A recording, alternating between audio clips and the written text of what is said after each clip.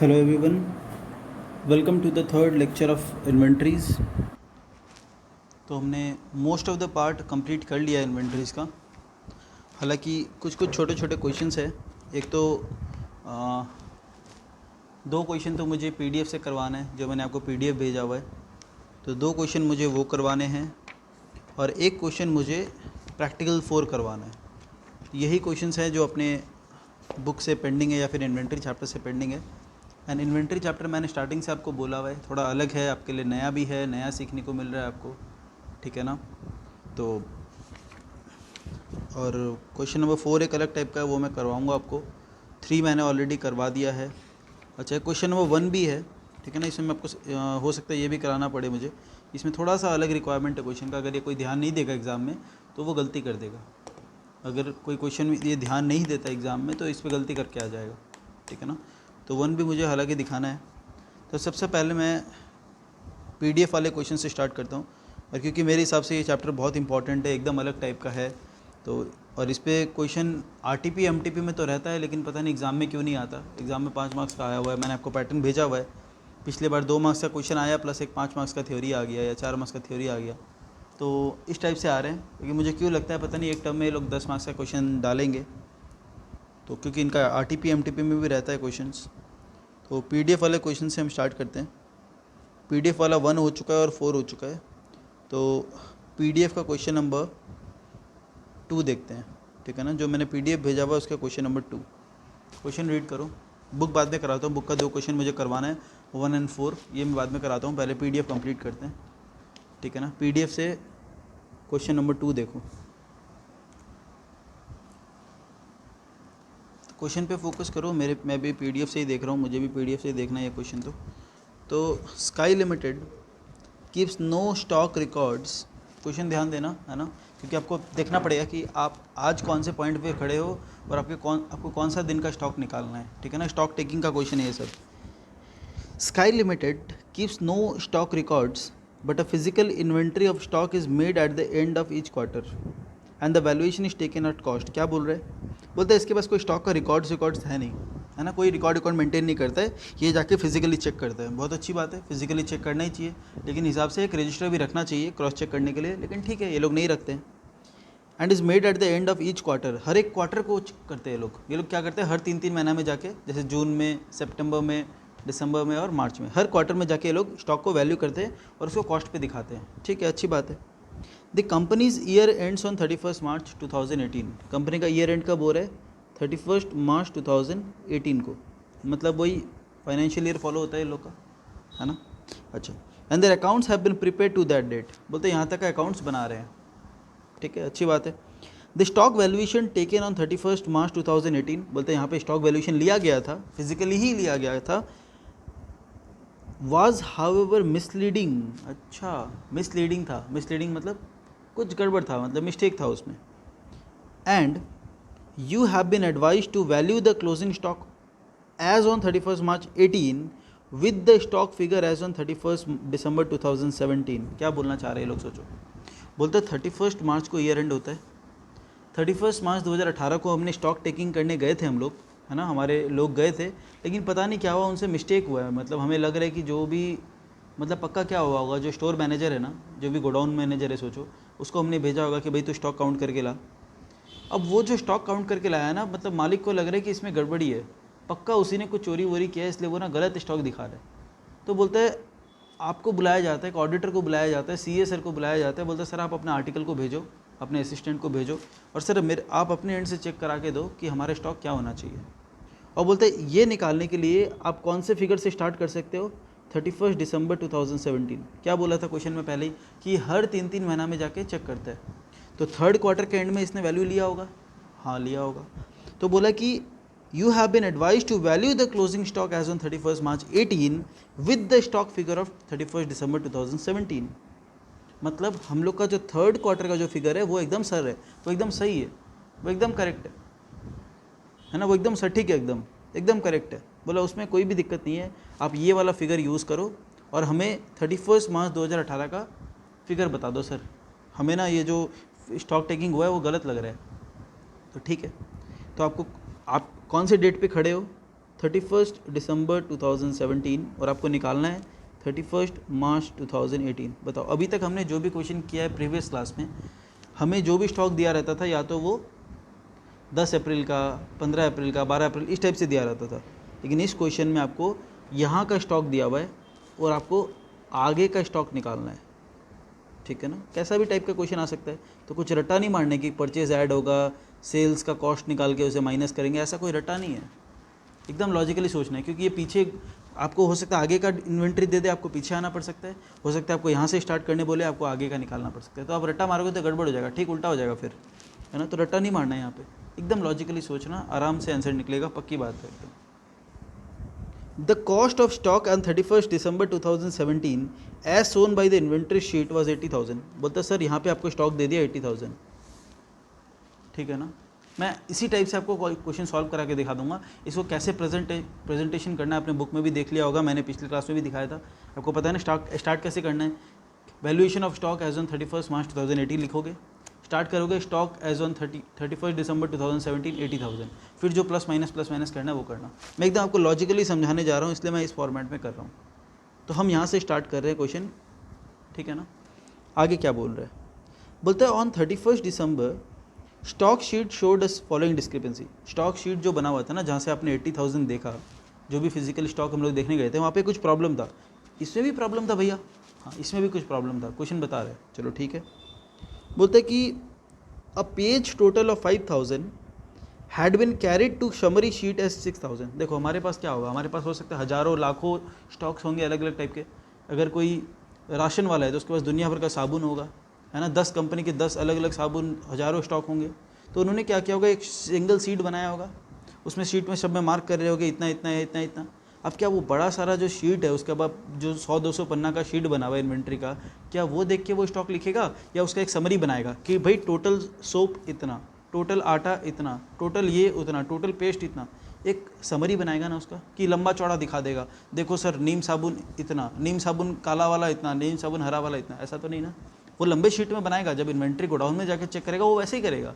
लेकिन जब final presentation जब करेगा, वो जब फाइनली अपने स्टॉक काउंट करेगा, वो क्या करेगा, एक समरी बना के दिखाएगा ना मालिक को, सर देखो हमारे पास ये चीज़ है।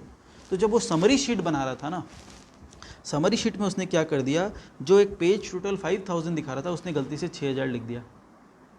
भैया इसमें तो कोई दिक्कत ही नहीं है, जो 5,000 टोटल होना चाहिए था उसको 6,000 लिख दिया, तो 1,000 रुपये आप माइनस कर दो। इसमें क्या इतनी सोचने की बात है, बताओ। चलो माइनस कर देता हूँ। आप आंसर में क्या लिख सकते हो, being wrong carry forward of total, या फिर ओवर कास्टिंग ऑफ टोटल, ऐसे कुछ करके आप लेस में दिखा सकते हो। यहाँ पे जो आप लिखोगे ना, स्टॉक एज ऑन 31 दिसंबर के बाद less over valuation of stock, या फिर ओवर कैरी फॉरवर्ड, या फिर ओवर कास्टिंग, या फिर रॉन्ग कास्टिंग, कुछ भी लिख सकते हो आप, और 1,000 को माइनस कर देना है, इसमें कोई दिक्कत नहीं है। आगे आते हैं, the total of the page has been under cast by 200। बोलते कोई और एक पेज है, उसको आपने 200 रुपीज़ से अंडर कास्ट कर दिया। अंडर कास्ट का मतलब कम दिखाना, ओवर कास्ट मतलब ज़्यादा दिखा देना। ये अलग पॉइंट था, ये हो गया हमारा। बोलते एक और पेज है जहाँ पे आपने 200 रुपया कम दिखा रखा है, अंडर कास्ट कर रखा है, तो भैया इसमें क्या दिक्कत है, ओवर कास्ट कर देते, बढ़ा देते हैं उसे। अंडर कास्ट था उसे 0 लेवल पे ले आते हैं, बराबर कर देते, ठीक कर देते हैं, ठीक हो गया ये। अच्छा आगे देखो, थर्ड पॉइंट क्या बोल रहा है। ये 2 पॉइंट मेन है, 3 और 4, है ना। ये अगर समझ में आ गया तो क्वेश्चन खत्म है, फिर और कुछ नहीं बचा इसमें। बोलता है invoice of purchase entered in the purchase book during the quarter from January to March. ये कौन सा क्वार्टर का हम लोग देख रहे हैं, जनवरी टू मार्च, यही क्वार्टर का देख रहे हैं, और इसी क्वार्टर के बारे में ये बात कर रहे हैं। अगर पहले कोई गलती वलती होती तो हमें क्या मतलब, बताओ। हमने गोडाउन में जाके देखा 80,000 का स्टॉक है, वहाँ से चालू कर रहे हैं शीट के हिसाब से, एज़ पर शीट बोला हुआ है, एज़ पर सीट आपको पता चला। देखो अगर ये बोलता ना गोडाउन का स्टॉक है, तो ये सब गलती मैं नहीं लेता। समझने की कोशिश करो, अगर पहला जो पॉइंट है ना, उसमें अगर ऐसा बोलता कि as per godown stock, godown में हमारा 80,000 स्टॉक है, तो ये गलती को मैं कंसीडर ही नहीं करता। क्यों, क्वेश्चन का पहला लाइन पढ़ो क्या बोला हुआ है, जो एडजस्टमेंट का। बोलते cost of stock shown by inventory sheet. Inventory जो आपने शीट बनाया है, इन्वेंट्री शीट के हिसाब से 80,000 है, और जो पहला जो एडजस्टमेंट दिया हुआ है, मतलब उसके बाद जो एडजस्टमेंट दिया हुआ है, उसमें लिखा हुआ है कि शीट में क्या क्या प्रॉब्लम है। एक जगह आपने टोटल को 5,000 की जगह 6,000 लिख दिया, तो वो 1,000 को घटाओ, और एक जगह आपने 200 कम लिख दिया, उसे 200 को बढ़ाओ। मतलब आपने जो शीट बनाया था ना, जहाँ से देखिए आपने 80,000 लिखा, वो शीट्स में प्रॉब्लम था, उसको ठीक करना पड़ेगा आपको, ठीक है ना। अच्छा, अब क्या बोल रहा है, बोलते हैं invoice of the purchase entered in the purchase book during the quarter. ध्यान देना, कोई परचेज आपने किया था ड्यूरिंग द क्वार्टर, मतलब नया माल आया था, टोटल 70,000। भैया नया माल आया तो हमें ऐड करना चाहिए, ऑब्वियसली नया माल आया, देखो हम यहाँ पे हमें आगे का स्टॉक निकालना है, तो गुड्स आया है तो स्टॉक में ऐड होगा ना, हम आगे का निकाल रहे हैं तो गुड्स हुआ है तो ऐड होगा, तो मैं लिखूँगा प्लस, और परचेज है तो परचेज ऑलरेडी कॉस्ट पे ही होता है 70,000। आगे देखो क्या बोल रहे हैं इसमें, आउट ऑफ दिस, मतलब आउट ऑफ दिस है ना, आउट ऑफ दिस का मतलब out of this 3,000 related to goods received prior to 31 December. बोलते सर आपने 70 ऐड किया, कोई दिक्कत नहीं है हमें, लेकिन सर इसमें हम आपको बता दें कि ये तो आपको इन्वॉइस अभी आया है, ठीक है ना। क्या बोला है क्वेश्चन में, वापस देखना, इन्वॉइस ऑफ परचेज्ड है ना, invoice of purchases entered in purchase book during January to March. तो ये इन्वॉइस आपके पास आया 70,000 का, आपने ऐड कर दिया कि भाई गुड्स आया होगा, आपको यही लगेगा ना, इन्वॉइस आया तो गुड्स आया होगा, आपने ऐड कर दिया कि भाई इस दौरान कोई भी माल आया तो वो स्टॉक में ऐड होगा जाके लास्ट में।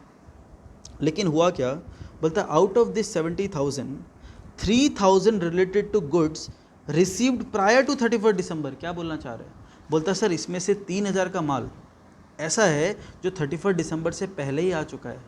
ध्यान देने की कोशिश करना, इसमें से 3,000 का माल ऐसा है जो 31 दिसंबर से पहले ही आ चुका है। तो बोलो अगर वो 31 दिसंबर से पहले आ चुका है तो ऑलरेडी यहाँ पे ऐड किया हुआ है कि नहीं किया हुआ है ना, तो आप वापस से ऐड करोगे क्या उसे, नहीं, तो आप उसे 3,000 को घटा दो। हमें क्या लगा कि भाई 70,000 का इन्वॉइस आया तो 70,000 का गुड्स आया होगा, लेकिन ऐसा नहीं है, बोल दिया आउट ऑफ दिस 3,000 का माल ऐसा है जो पहले आ चुका है, तो पहले आ चुका तो ऑलरेडी एडेड है यहाँ पे, है ना, हमने तो गोडाउन में जाके शीट बनाया है, ये बोला है ना पहले ही फिजिकल स्टॉक देखते हैं, तो गोडाउन में जाके देखा, गोडाउन में जाके 70,000 दिखा, इसमें ऑलरेडी ये 3,000 का माल आ चुका है, क्योंकि ये गुड्स तो पहले ही रिसीव हो चुका था, है कि नहीं बताओ।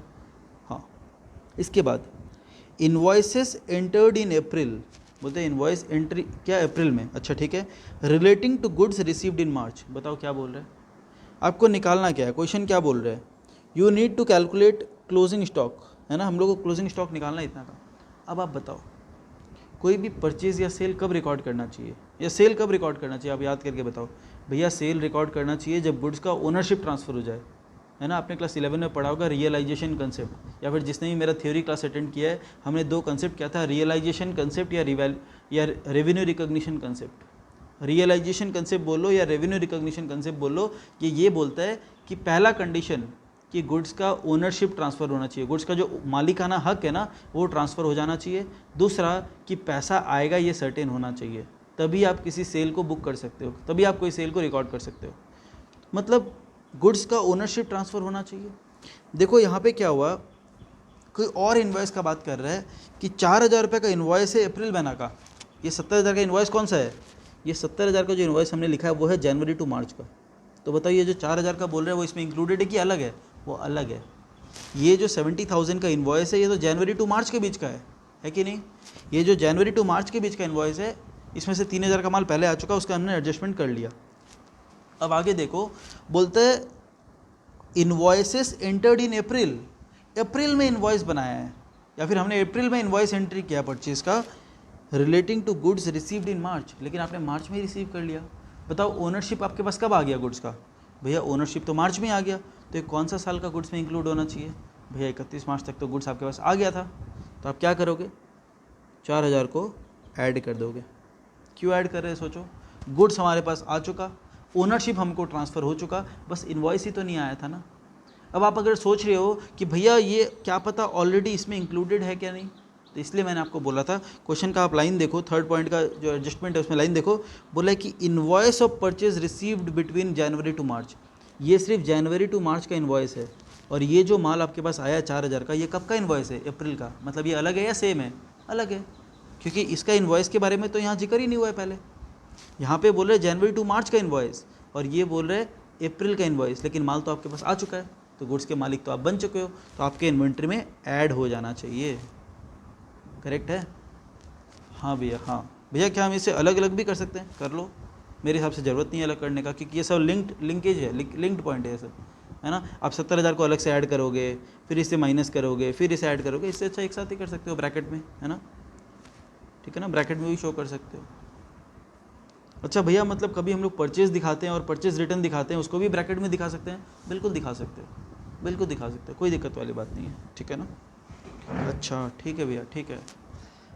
नेक्स्ट एडजस्टमेंट, और अगर किसी को थर्ड एडजस्टमेंट ये समझ में आया ना, तो फोर्थ एडजस्टमेंट उसके लिए कुछ भी नहीं है, पानी एकदम पानी। मेरे हिसाब से आप क्लास को पॉज करो, पॉइंट नंबर 4 जो लास्ट पॉइंट है वो खुद से करो, मेरे हिसाब से 100% आप लोग राइट करोगे। अगर आपको ये पॉइंट समझ में आया तो आप लोग 100% राइट करोगे। लेकिन एक चीज़ भूलना मत कि वो सेल्स दिया हुआ है, और गुड्स जो जाता है वो सेल वैल्यू पे जाता है या कॉस्ट जाता है हम लोग का इन्वेंट्री से कॉस्ट माइनस होगा, ये ध्यान देना। अगर ये आपने ध्यान दे दिया और आपने अगर ये कंसेप्ट समझा है तो आपका आंसर पक्का राइट आ जाएगा। तो प्लीज़ खुद से करने का ट्राई करो, है ना, देख के तो कोई भी समझ जाएगा। Sales invoice to customer total 90,000, मतलब हमने 90,000 का माल बेचा है इस दौरान, इनवॉइस बनाया, सोच लो, इनवॉइस बेचा ही नहीं, इनवॉइस बनाया। तो हमें इनवॉइस बनाया तो हमें क्या लगेगा कि भाई इनवॉइस बने तो माल बिका होगा, गुड्स का बाहर गया होगा, तो हमें क्या करना चाहिए, माइनस 90,000 माइनस होगा क्या, नहीं, हिसाब से तो इसका कॉस्ट कितना है देखना, कितना प्रॉफिट कमाता है ये, कुछ बोला है क्या, कुछ प्रॉफिट के बारे में कुछ बोला है क्या इसमें, कितना मार्जिन है इसका, प्रॉफिट मार्जिन के बारे में कहीं बोला है क्या, एक बार देखना। हाँ लास्ट पॉइंट में बोला है, देखो पॉइंट नंबर ई में बोला है ना, कि ग्रॉस मार्जिन क्या है, 25% ऑन कॉस्ट, 25 मतलब 1/4 ऑन कॉस्ट, तो ये मतलब 1/5 ऑन सेल्स, इसका 1/5 जो पार्ट है वो माइनस हो जाएगा, माइनस 1/5 ऑफ सेल्स, ये सेल्स वैल्यू है, इसका 1/5 ऑफ सेल्स माइनस हो जाएगा, है ना। प्रॉफिट माइनस करेंगे तभी तो कॉस्ट निकलेगा, यहाँ से कॉस्ट माइनस होना चाहिए, ये कॉस्ट निकल जाएगा, कॉस्ट ऑफ गुड्स, है ना, सेल्स माइनस 1/5, ये 1/5 कैसे लिखा मैंने, अगर 1/4 ऑन कॉस्ट है तो 1/5 ऑन सेल्स हो जाएगा, ये लॉजिक मैंने आपको बताया हुआ है ना, इसको मैं वापस बताने वाला नहीं हूँ अभी। अगर किसी को वो क्लास में समझ में नहीं आया तो आप प्लीज़ उसको अलग से पूछ लो मेरे को, क्लास में मैं डिस्कस नहीं करूँगा इसके बारे में। अच्छा, sales invoice to customer total 90,000, तो 90,000 का मेरे हिसाब से गुड्स गया है, इनवॉइस बना है, लेकिन ये लोग क्या बोल रहे हैं, आउट ऑफ दीज, बोलते हैं आउट ऑफ दीज, इसमें से 5,000 का सामान ऐसा है जो ऑलरेडी 31 दिसंबर से पहले जा चुका है, भले आपने इनवॉइस यहाँ बनाया हो, भले आपने इनवॉइस जनवरी टू मार्च के बीच में बनाया हो, लेकिन वो गुड्स 31 दिसंबर के पहले जा चुका है। अगर ऑलरेडी वो जा चुका है तो बताओ आपके इन्वेंट्री से ऑलरेडी निकल चुका है ना वो, अगर वो ऑलरेडी जा चुका है और आप जब 31 दिसंबर को जाके गोडाउन में स्टॉक चेक करोगे तो क्या वो स्टॉक था वहाँ पे, नहीं, वो तो ऑलरेडी जा चुका है, तो आप उसे वापस से क्यों माइनस कर रहे हो पूरा 90 को, 5,000 को हटाओ, क्योंकि 5,000 तो पहले ही जा चुका है, इसे आपको माइनस नहीं करना है, तो आपको सिर्फ 85,000 माइनस करना है, समझ में आ रहा है, इसलिए मैंने 90,000 से उसे हटा दिया कि भाई 90,000 गुड्स नहीं बिका है बाद में, सिर्फ 85 का ही बिका है, 5,000 पहले ही बिक चुका है। अच्छा, इसके बाद बोल रहा है goods to customer, goods dispatch to customer, आपने कस्टमर को गुड्स डिस्पैच किया 31 मार्च से पहले, यहाँ देखो लास्ट वाला जो लाइन है इसका, goods dispatch to customer before 31 March but invoiced in April, बताओ ये कौन सा वाला माल है जो जनवरी टू मार्च में इनवॉइस बना है जिसका, तो ये लोग जो अलग से बात कर रहे हैं 4,000 का, क्या वो इसी में है या अलग से, भैया ऑब्वियसली अलग से, क्योंकि ये जनवरी टू मार्च का डेट है इसमें इनवॉइस का, और आप जो भी 4,000 का बात कर रहे हो वो है अप्रैल में इनवॉइस हुआ है। अब ध्यान देना, बोलते हैं goods dispatch to customer before 31 March, आपने ऑलरेडी डिस्पैच कर दिया है, गुड्स को बेच दिया है, लेकिन उसका इनवॉइस अप्रैल में बनाया, तो बताओ गुड्स कब मानेंगे हम लोग कि गुड्स सेल हो गया, भैया ऑब्वियसली जब गुड्स का ओनरशिप ट्रांसफ़र हुआ, गुड्स का ओनरशिप तो यहीं ट्रांसफ़र हो गया, तो उसका इनवॉइस भी कब बनना चाहिए था, हिसाब से यहाँ बनना चाहिए था, तो आप यहाँ से क्या करोगे, क्या करना चाहिए बताओ, भैया ये गुड्स भी हम लोग का गया है, हम लोग माइनस के अंदर लिख रहा हूँ मैं, देखना ये माइनस वाला चीज़ में लिख रहा हूँ मैं, तो 90,000 तो सेल हुआ ही है एडजस्टमेंट के साथ, है ना, 90,000 हुआ, उसमें मैंने बोला कि नहीं 5,000 तो पहले ही जा चुका है, तो यहाँ पे मैं बोल रहा हूँ कि 85,000 सेल हुआ है, लेकिन आपको क्या पता चला कि नहीं 4,000 का माल और भी बिका है, इसको मैं 85,000 क्यों बोल रहा हूँ, पहले समझ में आ रहा है कि नहीं वो बताओ, आपको लगा कि 90,000 का इन्वॉइस बना है तो 90,000 गुड्स गया होगा, फिर आपको बताया गया कि नहीं 5,000 का माल ऐसा है जो पहले ही जा चुका, तो आपने उसे हटा दिया, बोलता नहीं 85,000 का माल ही सिर्फ बिका है ना, कि 5,000 का पहले ही बिक चुका है, तो इस दौरान कितने का माल बिका, 85,000 का।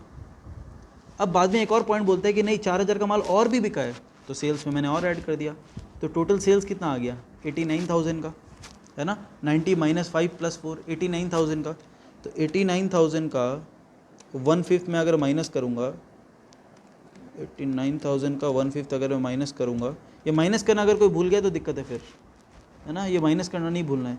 परचेज़ में क्यों नहीं करना है, क्योंकि परचेज़ ऑलरेडी कॉस्ट पे होता है, लेकिन सेल तो सेलिंग प्राइस पे होता है, उस पर आपको प्रॉफिट हटाना पड़ेगा।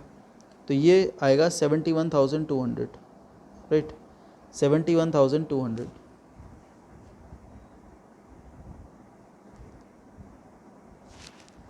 माइनस में, है ना, सेल हुआ है तो गुड्स गया होगा तो माइनस में। तो अगर मैं आपको ओवरऑल आंसर बना के भी दिखा दूंगा कि आपने स्टार्ट किया कहाँ से, 80,000 से, 80,000 से स्टार्ट किया, 1000 रुपये माइनस होगा, 200 रुपये प्लस होगा, फिर कितना ये कितना आ रहा था, 71,000, ये ऐड होगा, परचेज हुआ है तो गुड्स आएगा, माइनस 71,200। ठीक है, ये सॉल्यूशन है आपका, जो आपको सॉल्यूशन प्रेजेंट करना है ना। ये सब तो मैं समझा रहा हूँ, बस ये सब आपको ब्रैकेट वैकेट में करके दिखाना है, जैसे बीआरएस में करते हैं ना हम लोग, यहाँ पे स्टेटमेंट लिखते हैं और यहाँ पे फिगर लिखते हैं, वैसे ही करना है आपको। अच्छा, एक लास्ट पॉइंट बचा हुआ है, वो भी देख लेते हैं। क्या बोल रहे हैं, बोलते हैं during the final quarter, final quarter मतलब चौथा क्वार्टर, इस क्वार्टर की बात कर रहे हैं। चौथा क्वार्टर में क्या हुआ, credit note at invoice value. अब क्रेडिट नोट क्या होता है बताओ, क्रेडिट नोट क्या होता है, क्रेडिट नोट सेल रिटर्न होता है या परचेज रिटर्न होता है। इसका मैंने आपको शॉर्टकट बताया था या फिर लॉजिक बताया था, शॉर्टकट तो क्या बताया था, मैंने लॉजिक बताया था आपको कि क्रेडिट नोट और डेबिट नोट कब पहचानोगे आप कि ये सेल रिटर्न होता है या परचेज रिटर्न। कोई रट लेता है तो उसे पता होगा कि हाँ भैया हमने रट रखा है कि डेबिट नोट ये है, क्रेडिट नोट ये है, हमें दिक्कत नहीं आती है, तो बहुत अच्छी बात है। अगर आपको लग रहा है रटा हुआ याद रह रहा है तो बहुत अच्छी बात है, लेकिन किसी को नहीं रटना है तो उसके लिए उपाय है ना। मैंने ऑलरेडी आपको बताया हुआ भी है, जिसने क्लास अटेंड किया है, कि जब आप सेल रिटर्न की एंट्री करते हो, जब आप कोई सेल रिटर्न की एंट्री करते हो तो क्या एंट्री पास होता है आप बताओ मेरे को। भैया सेल रिटर्न होने से ना हम ऐसे एंट्री पास करते हैं, sale return account debit to debtor, ठीक है ना। और परचेज रिटर्न में क्या करते हो भैया, परचेज रिटर्न में करते हैं creditor account debit to purchase return, ठीक है ना। इसमें देखो, जब भी आप पार्टी को क्रेडिट कर रहे हो तो यहाँ पे इश्यू होता है क्रेडिट नोट, और जब भी आप पार्टी को डेबिट करते हो वहाँ पे होता है डेबिट नोट। समझ में आ रहा है, तो कुछ भी रटना नहीं है आपको। सोचो क्रेडिटर ने डिस्काउंट दिया, creditor account debit to discount, उसके लिए भी वो क्या देता है आपको, डेबिट नोट।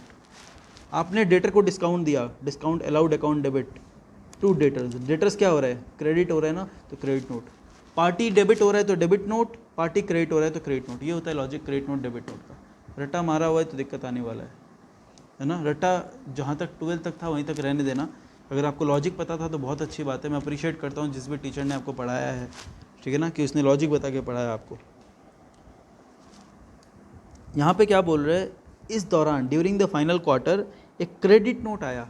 क्रेडिट नोट देखो कहाँ पे क्रेडिट नोट होता है भैया, क्रेडिट नोट मतलब cell return, generally debtor credit note में ये होता है ना, सेल रिटर्न हो रहा है, तो 1000 रुपये का सेल रिटर्न हो रहा है, ठीक है ना। तो सेल रिटर्न हो रहा है मतलब गुड्स आपके पास आ रहा है, देख लो गुड्स वापस आ रहा है, तो स्टॉक में ऐड करेंगे हम लोग, राइट, स्टॉक में ऐड करेंगे। तो लिखो ऐड कॉस्ट ऑफ, अच्छा कॉस्ट ऑफ गुड्स रिटर्न है ना, आपके पास गुड्स जो रिटर्न आ रहा है उसका वैल्यू कितना है, 1000 रुपया। तो क्या 1000 रुपये का माल आपके पास आ रहा है, नहीं, 1000 रुपये का तो सेल्स रिटर्न हो रहा है, लेकिन स्टॉक जो है उसका वैल्यू कितना है। अच्छा भैया, यहाँ पे भी हम लोग को 1/5 माइनस करना पड़ेगा, हाँ ठीक है ना। तो ये आपका बन जाएगा +800। ये आपको ध्यान रखना। कई स्टूडेंट लोग क्या करते हैं, ये लिखते सही हैं लेकिन कर नहीं पाते हैं। वो लोग क्या करते हैं, -1/5 लिखते हैं, यहाँ पे सीधा 200 लिख देते हैं। मैं ऐसा प्रैक्टिकली देख चुका हूँ, टेस्ट वगैरह मैं लेता हूँ तो देखता हूँ स्टूडेंट लोग क्या गलती करते हैं। कई बार स्टूडेंट लोग ये चीज़ नहीं कर पाते हैं। कई स्टूडेंट लोग तो ये वाला चीज़ जो माइनस करना होता है ना, ये तो 1/4 1/5 वाला तो समझ में आ गया सबको, लेकिन जब माइनस करने की बारी आती है तब वो नहीं कर पाते। कभी कॉस्ट दिया हुआ रहता है ना। एक स्टूडेंट का मेरे पास आया, उसमें ऑलरेडी कॉस्ट दिया हुआ था और मार्जिन भी कॉस्ट पे दिया हुआ था, तो बोलता है भैया इसमें क्यों नहीं चेंज किया, है ना।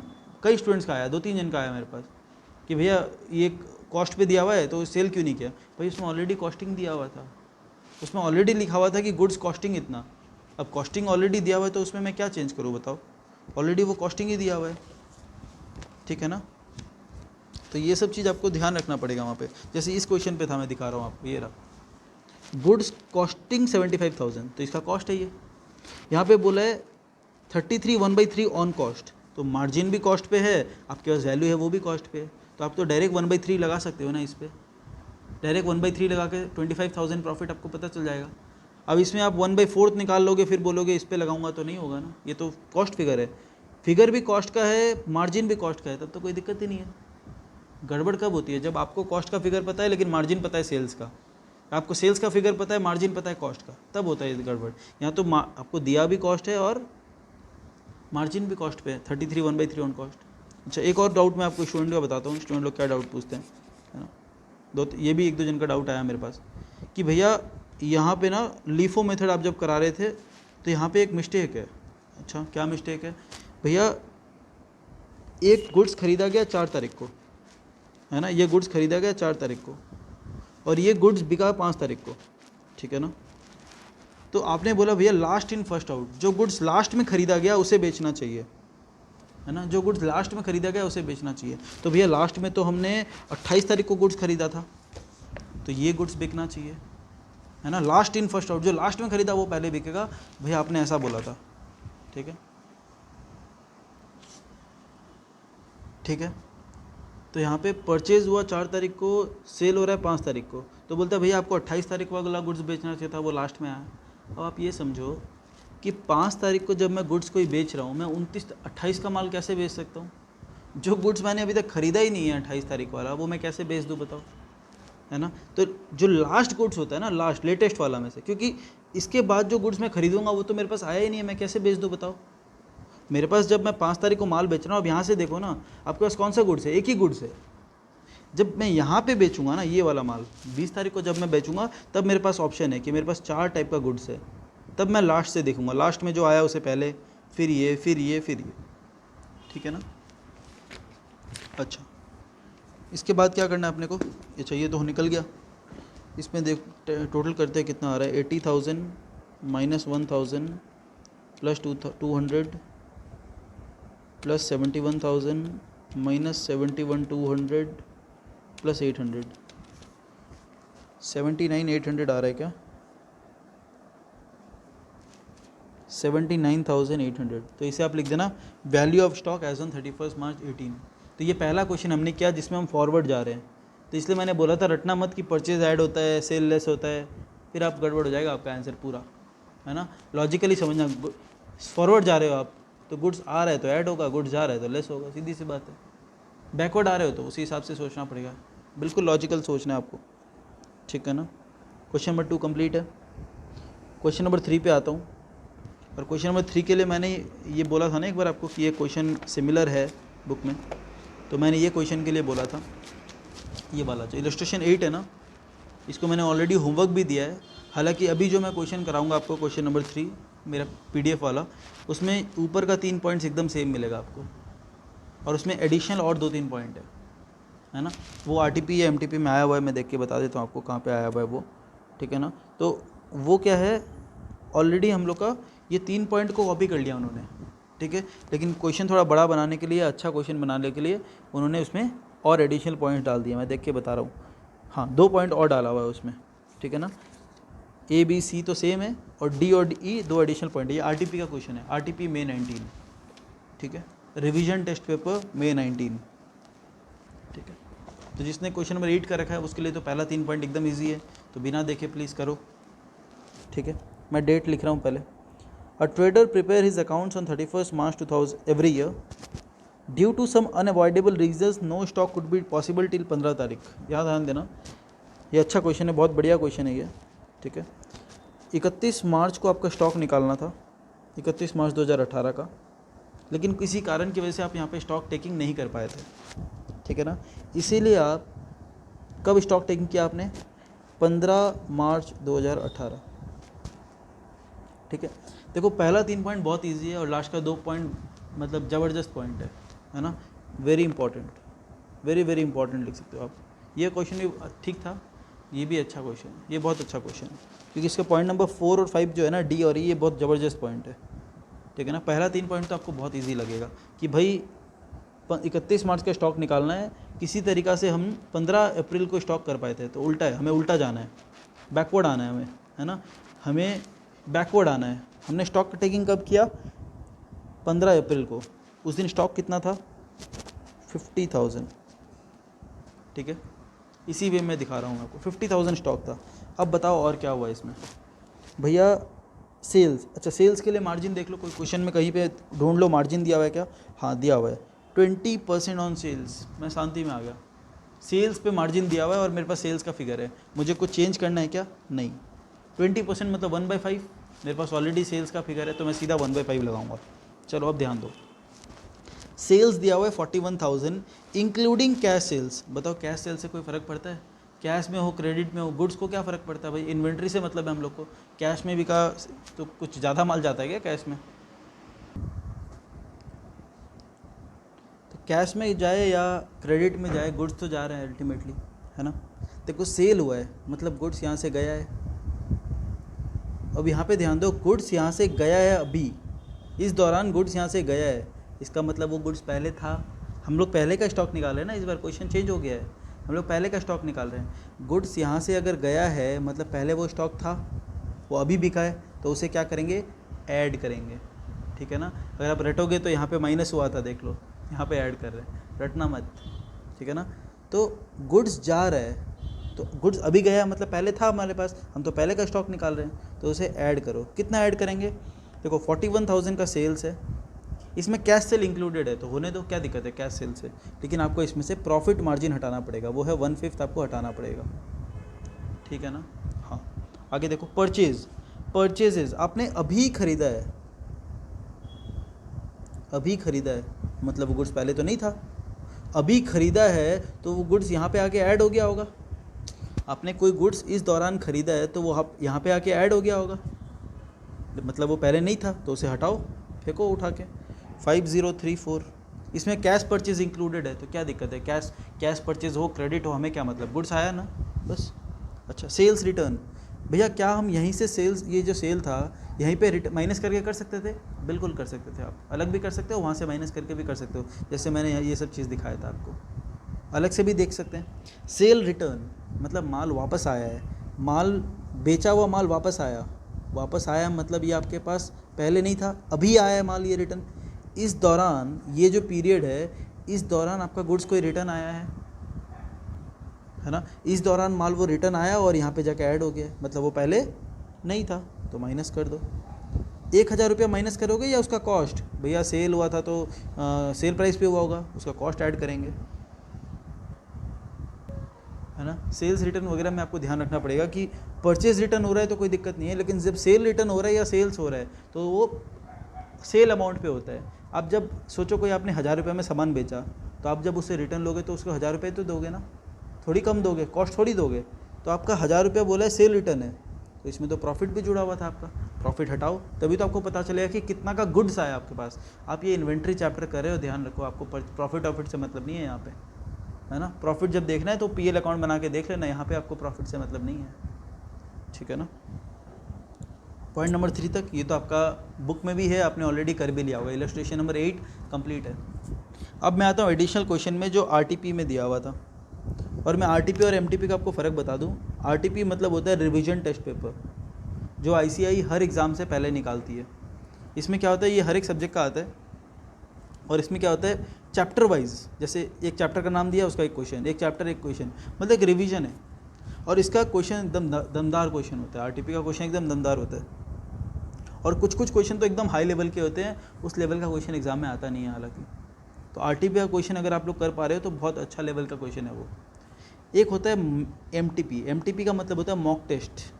आईसीआई क्या करता है अपने इंस्टीट्यूट में, अपना जो सिलीगुड़ी में इंस्टीट्यूट है, अगर आपको पता हो, फुलवाड़ी में या फिर 3 बत्ती मोड़ आप लोग पर्टिकुलरली अगर बोल सकते हो, वहाँ पे अपना आईसीआई भवन है ना, अपना आईसीआई का मंदिर है सिलीगुड़ी का, है ना, ये ईस्टर्न अपना एरिया का। तो वहाँ पे मॉक टेस्ट होता है, जनरली 2 मॉक टेस्ट हुआ करता है एग्ज़ाम से पहले। जैसे अगर आपका एग्ज़ाम नवंबर में है तो एक मॉक टेस्ट होता है सितंबर में, एक मॉक टेस्ट होता है अक्टूबर में। हालांकि अभी पिछले टर्म में भी नहीं हो पाया था, ये पैंडमिक चल रहा है बोल के, ठीक है ना, ये कोरोना वायरस वगैरह की वजह से नहीं हो पा रहा है। हालांकि नवंबर टर्म जो जिन्होंने एग्ज़ाम दिया, जो अभी मेरे से इंटर पढ़ रहे हैं, उसमें से 50 स्टूडेंट्स ने मॉक टेस्ट दिया था। और हालांकि मैं वहीं का इन्विजिलेटर था, पेपर चेकर भी मैं ही था वहाँ का, ठीक है ना। हालांकि ये रिवील नहीं करना चाहिए, चलो ठीक है, कोई बात नहीं, लोकल लेवल पे होता है ये तो, है ना, इंस्टीट्यूट का जो मॉक टेस्ट होता है। तो इंस्टीट्यूट का पेपर चेकर भी मैं ही था वहाँ पे, और वहाँ का इन्विजिलेटर भी मैं ही था। तो मॉक टेस्ट जब आप देखोगे ना, इसका लेवल कुछ भी नहीं है, एकदम ईजी, पानी वाला क्वेश्चन एकदम, ये है ना, बहुत ईजी क्वेश्चन आता है मॉक टेस्ट का। लेकिन वैसे ही आप जब आरटीपी देखोगे उसका लेवल थोड़ा अलग रहता है। तो भैया एग्ज़ाम में कैसा क्वेश्चन आता है, एग्ज़ाम में इसका बीच का क्वेश्चन आता है, ना तो इतना ईजी और ना इतना डिफिकल्ट, इसका बीच का लेवल का क्वेश्चन आता है जो आईसीएआई का स्टडी मटेरियल का स्टैंडर्ड का रहता है, ठीक है ना। लेकिन आपको नॉलेज चाहिए तो आपको, और आपको 100 सिक्योर करना है तो आपको हर एक तरीका का क्वेश्चन के लिए रेडी रहना पड़ेगा, चाहे वो आरटीपी लेवल का है या किसी और हाई लेवल का है ना, आपको तैयार रहना पड़ेगा। अब पॉइंट नंबर 4 और 5 देखो, आपको ज़बरदस्त यहाँ पे एकदम फोकस रखना है। फोकस टूटा तो गया ये क्वेश्चन, ठीक है ना। पॉइंट नंबर 4 देखो क्या है, बोलते हैं ऑन 15 मार्च, याद है ना आपको हम लोग कौन सा डेट कर रहे हैं, 31 मार्च वाला कर रहे हैं। On 15 March goods of sale value 10,000 का गुड्स भेजा गया था अप्रूवल बेसिस पे। याद है अप्रूवल बेसिस, है ना, नई कंपनी जब आती है मार्केट में वो अप्रूवल बेसिस पे माल भेजती है कि माल बेच के पैसा दे देना। याद है आपको वो चीज़, एक टॉपिक, ये मैंने ऑलरेडी करा रखा है ये चैप्टर, है ना। जो भी नए स्टूडेंट्स है जिसका नहीं हो रखा है प्लीज़ वेट करो, मैं रिपीट कराऊंगा लास्ट में। तो नॉर्मली समझो कि 10,000 का माल हमने अप्रूवल बेसिस से भेजा कि भैया बेच के पैसा दे देना, ठीक है। The period of approval being 4 weeks, इनको 4 वीक्स का टाइम दिया गया, मतलब 1 महीना का टाइम दिया गया, राइट। 4 वीक एक तरीक़ा से 1 महीना बोल सकते हैं। He return 40% of the goods on 10 April. ध्यान देना, ये 15 मार्च है, यहाँ पे 31 मार्च है, और यहाँ पे 15 अप्रैल है, जो क्वेश्चन के वापस आ गया। 31 मार्च, 15 अप्रैल, ठीक है ना। और ये 15 मार्च को हमने एक गुड्स भेजा था अप्रूवल बेसिस पे, ठीक है। क्वेश्चन क्या बोल रहा है, बोलते हैं 10,000 में से 40% ऑफ द गुड्स आपका रिटर्न आ चुका है। 40% ऑफ द गुड्स आपका रिटर्न आ चुका है, यहाँ पे ये रहा, 10/4 को 40% गुड्स आपका रिटर्न आ चुका है, मतलब 4,000 का गुड्स रिटर्न आ चुका है ना, इन हो चुका है, रिटर्न हो चुका है। Approving the rest the customer was build on 16 तारीख। बोलता है बाकी को अप्रूव कर रहा है, लेकिन उसका बिलिंग कब हो रहा है, 16 तारीख को। बाकी को अप्रूव कर दिया, लेकिन बोलता है बिल कब करना, 16 तारीख को। अब आप यहाँ पे फोकस करो, 10 तारीख को अप्रूवल के लिए भेजा हमने। अब हम लोग स्टॉक कब का निकाल रहे हैं, 31 मार्च का। बताओ एज ऑन 31 मार्च ये गुड्स है किसके पास, जो पूछ रहा हूँ सिर्फ इतना ही सोचना। ये 10,000 का गुड्स, अच्छा ये 10,000 तो सेलिंग प्राइस है ना, हमें कॉस्ट देखना, एक्चुअली तो गुड सेल हुआ है, ठीक है ना। एक बार मैं 10,000 ही मान रहा हूँ, इसका मैं प्रॉफिट लास्ट में माइनस कर देंगे, कोई दिक्कत नहीं भैया, प्रॉफिट लास्ट में माइनस कर देंगे, ठीक है ना। ये 10,000 का माल किसके पास है भैया, कस्टमर के पास है। उसने अप्रूवल दिया क्या, नहीं भैया अप्रूवल तो अभी तक नहीं दिया है। रिटर्न दिया क्या, नहीं भैया अभी तक तो कुछ रिटर्न भी नहीं दिया। बताओ एज ऑन 31 मार्च इसका मालिक कौन है, भैया ये नॉर्मल सेल नहीं है, ये अप्रूवल वाला सेल है। जब तक वो अप्रूव नहीं देगा तब तक उसके मालिक हम लोग ही है, क्योंकि हमने उसे बोल रखा है कि भाई नहीं बिके तो माल रिटर्न दे देना, है ना। तो यहाँ पे मालिक कौन गुड्स का, हम लोग है, हम लोग गुड्स के मालिक है। तो ये पूरा 10,000 का माल, मैं प्रॉफिट हटा दूंगा लास्ट में, टेंशन मत लेना, ये सेल वैल्यू है। तो ये पूरा 10,000 का जो माल है, इसका जो भी कॉस्ट आता है उसके मालिक हम लोग थे यहाँ पे, ठीक है ना। तो भैया क्या दिक्कत है, 10,000 का कॉस्ट ऐड कर दो, आप रुक जाओ, है ना, कुछ दिक्कत हो सकती है इसमें। आपकी बात मैं एकदम क्लियर मान रहा हूँ कि ये 10,000 का पूरा माल अपना है, इसका प्रॉफिट हटा दोगे 1/5, तो मतलब 8,000 का गुड्स के मालिक हम लोग है, कॉस्ट, इसका जो कॉस्ट है 8,000, इसके मालिक हम लोग है। एज ऑन 31 मार्च हमारे पास 8,000 का गुड्स ऐड होना चाहिए, ठीक है ना, समझ में आ रहा है। अब देखो क्या हुआ, बोलता है 10/4 को 40% गुड्स रिटर्न दे दिया इसने। अच्छा 40% गुड्स रिटर्न दे दिया, मतलब ये आपके पास आ चुका ऑलरेडी, इन हो चुका है ऑलरेडी। हाँ बताओ क्या ये जो गुड्स आया है वो ऑलरेडी, आप कहाँ से स्टार्ट कर रहे हो बताओ क्वेश्चन। हम स्टार्ट करें 15/4 का स्टॉक से, 50,000 से। आप ये बताओ जब ये गुड्स ऑलरेडी आ चुका है आपके पास, क्या वो इसमें इंक्लूडेड नहीं है? जब आपके पास ये गुड्स ऑलरेडी आ चुका है, ध्यान से समझना, जब ये 40% गुड्स आपके पास ऑलरेडी आ चुका है, आपके पास रिटर्न हो चुका है, तो क्या ये आपके स्टॉक में इंक्लूड नहीं हो गया? 15 तारीख का जहाँ से आप स्टॉक शुरू कर रहे हो, क्या वो आपके पास ऐड नहीं हो गया? हाँ भैया 40% तो ऑलरेडी ऐड हो चुका है, 40% तो ऑलरेडी ऐड हो चुका है। बाकी अभी भी कस्टमर के पास है। देखो आपने क्या किया, 15 तारीख को आपने जाके गोडाउन में गुड्स देखा होगा, है ना? आपने 15 तारीख को जाके गोडाउन में गुड्स देखा 50,000 है। यहाँ अभी तक कौन सा माल हमारे पास रिटर्न आ चुका था? ये 40% माल, ये ऑलरेडी आ चुका है, मतलब 40% तो ऑलरेडी इसमें इंक्लूडेड है।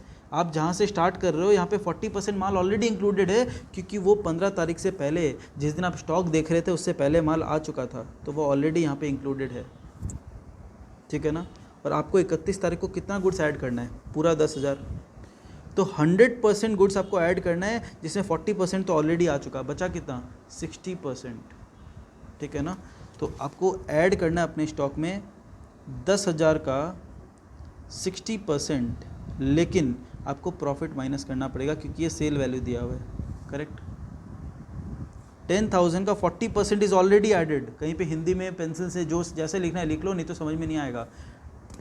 चलो मैं लिखा देता हूँ, 40% हैज़ ऑलरेडी बीन रिटर्न्ड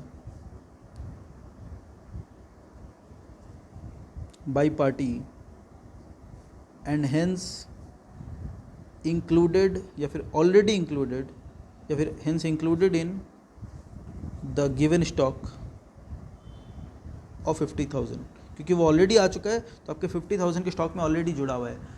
आपको यहाँ पे सारा स्टॉक आपका ही, आप बोल रहे हो 10 तारीख को 31 मार्च को सारा स्टॉक आपका था, तो रिमेनिंग 60% गुड्स को जोड़ लो अपना में, ठीक है ना? ये सब के लिए एकदम आपको लॉजिकली समझना पड़ेगा कि गुड्स का कहाँ क्या है, नहीं है, ऑलरेडी इंक्लूडेड है या नहीं है, और करना है कि नहीं है, वो सब, ठीक है ना? अब देखो एज ऑन 15 तारीख जो रिमेनिंग 60% गुड्स किसके पास है? कस्टमर के पास है, क्योंकि वो अप्रूवल कब दे रहा है? 16 तारीख को। तो 15 तारीख तक तो उसी के पास था ना गुड्स। तो जब हम फिजिकली हमने वेरीफाई किया तो हमारे पास सिर्फ ये वाला 40% गुड्स ऑलरेडी आ चुका था, लेकिन हम लोग मालिक तो पूरे गुड्स के थे, तो हमें वो रिमेनिंग 60% भी जोड़ के उसका प्रॉफिट हटा के हमें कॉस्ट को अपना गुड्स मानना पड़ेगा, ठीक है ना? क्योंकि जब तक वो अप्रूवल नहीं देता वो गुड्स के मालिक आप लोग ही हो, राइट? लास्ट पॉइंट भी बहुत अच्छा पॉइंट है, इस पर भी ध्यान दो। बोलते हैं द ट्रेडर हैज़ रिसीव्ड, क्या बोल रहे हैं? ये चैप्टर जो है ना, कंसाइनमेंट जो लिखा हुआ है इसमें, तो लास्ट टॉपिक जो है इसमें कंसाइनमेंट लिखा हुआ है। कंसाइनमेंट चैप्टर हमारा है सिलेबस में, फाउंडेशन में ही है ना? लेकिन अभी तक किया नहीं हमने, तो मैं नॉर्मली बता देता हूँ क्या होता है। कंसाइनमेंट एक तरीक़ा से एजेंट बिजनेस होता है ना? कि जैसे मैंने एक एजेंट बना रखा है, सोचो मैं सिलीगुड़ी का हूँ, तो मैंने एजेंट बना रखा है दिल्ली में, कलकत्ता में, उल्टा बोल रहा हूँ, उल्टा है ना? दिल्ली के लोग इधर एजेंट बनाते हैं, लेकिन चलो ठीक है, मैंने एजेंट बना रखा है दिल्ली में, कलकत्ता में, मुंबई में, ठीक है ना? मैं उनको गुड्स भेजता हूँ कि तुम इसे बेचना और मैं तुम्हें कमीशन दे दूँगा। बताओ गुड्स का मालिक कौन? ऑब्वियसली हम लोग। जब हम कंसाइनमेंट पे माल भेजेंगे, मतलब हम लोग कौन है? प्रिंसिपल। और वो सामने वाला बंदा कौन है? मेरा एजेंट है। मैं उसे माल भेजता हूँ कि तू बेच के पैसा दे देना, है ना? तू बेचना, पैसा देना, और मैं तेरे को कमीशन दूंगा। तो भैया सेल ऑन अप्रूवल बेसिस में और कंसाइनमेंट में क्या फ़र्क है? बहुत फ़र्क है। सेल ऑन अप्रूवल बेसिस में आप किसी दुकानदार को माल देते हो, बोलते हो कि भैया माल नहीं बिका तो रिटर्न दे देना, माल बेच लो, क्योंकि आपका नया प्रोडक्ट है, आप उसे एक फैसिलिटी दे रहे हो कि भैया आपको मैं उधार में माल दे रहा हूँ, आपको मैं रिटर्न का फैसिलिटी दे रहा हूँ, अब अगर माल नहीं बिके तो आप रिटर्न दे देना। लेकिन कंसाइनमेंट में क्या हो रहा है? वहाँ आप अपना एजेंट बनाते हो, ये तो दुकानदार है, वहाँ आप अपने एजेंट बनाते हो, वो प्रॉफिट नहीं रखता, एक पैसा प्रॉफिट नहीं रखता, वो सिर्फ अपना कमीशन, जितना माल जितना में बिकेगा सब पैसा आपको दे देगा, वो सेल प्राइस, वो सिर्फ वहाँ पे कमीशन रखता है, ठीक है ना? जब हम लोग भेजते हैं माल तब। अब यहाँ पे देखो क्या लिखा हुआ है, यहाँ पे बोल रहे हैं, बोलते हैं the trader has received goods costing 8,000, 8,000 का गुड्स रिसीव किया इन मार्च। मार्च कब रिसीव किया? मार्च पता नहीं, मार्च में रिसीव किया, लेकिन कौन से तारीख को पता नहीं। 8,000 का गुड्स रिसीव किया ऑन कंसाइनमेंट बेसिस। हमने गुड्स रिसीव किया, बताओ उल्टा गंगा बह रही है ना यहाँ पे। हम कौन है बताओ, प्रिंसिपल या एजेंट? भैया आपके पास गुड्स आया मतलब आप एजेंट हो, एजेंट, आप गुड्स बेचते हो खाली, आप कमीशन बेसिस पे काम करते हो, आप यहाँ पे प्रिंसिपल नहीं हो। प्रिंसिपल होते तो आप सबको माल भेजते कि भाई तू बेच तू बेच तू बेच। यहाँ पे वो आपको माल भेज रहा है कि तू बेच, वहाँ वो आपको माल भेज रहा है क्योंकि बोल रहा है गुड्स रिसीव्ड ऑन सेल और कंसाइनमेंट बेसिस। कंसाइनमेंट बेसिस पे आपको माल रिसीव हुआ है, मतलब आप एजेंट हो खुद, आप सिर्फ कमीशन बेसिस पे काम करते हो। बताओ आपके पास मार्च में ऑलरेडी गुड्स आ गया था, बताओ ये गुड्स क्या आपका है? नहीं, ये तो प्रिंसिपल का है, सिर्फ आपके पास आया हुआ है ताकि हम बेच सके, है ना। हमारे पास सिर्फ ये गुड्स आया हुआ है ताकि हम इसे बेचें। मालिक हम लोग नहीं है, मालिक कौन है? प्रिंसिपल, जो हमको माल भेजा है वो मालिक है इस गुड्स का, ठीक है ना। अच्छा, फिर क्या हुआ? 20% of the goods have been sold by 31 March. बोलता है 20% गुड्स तो सर हमने बेच दिया। चलो अच्छी बात है, 20 बेचे 30 बेचे, गुड्स ऐसे भी हमारा नहीं है, ऐसा भी उसका ही है, जैसा जो भी माल हो। अच्छा ठीक है, 20% गुड्स ऑलरेडी बिक चुका। फिर क्या बोल रहे हैं? एंड अनदर 50% बाई 15 तारीख। आपने स्टॉक टेकिंग कब किया?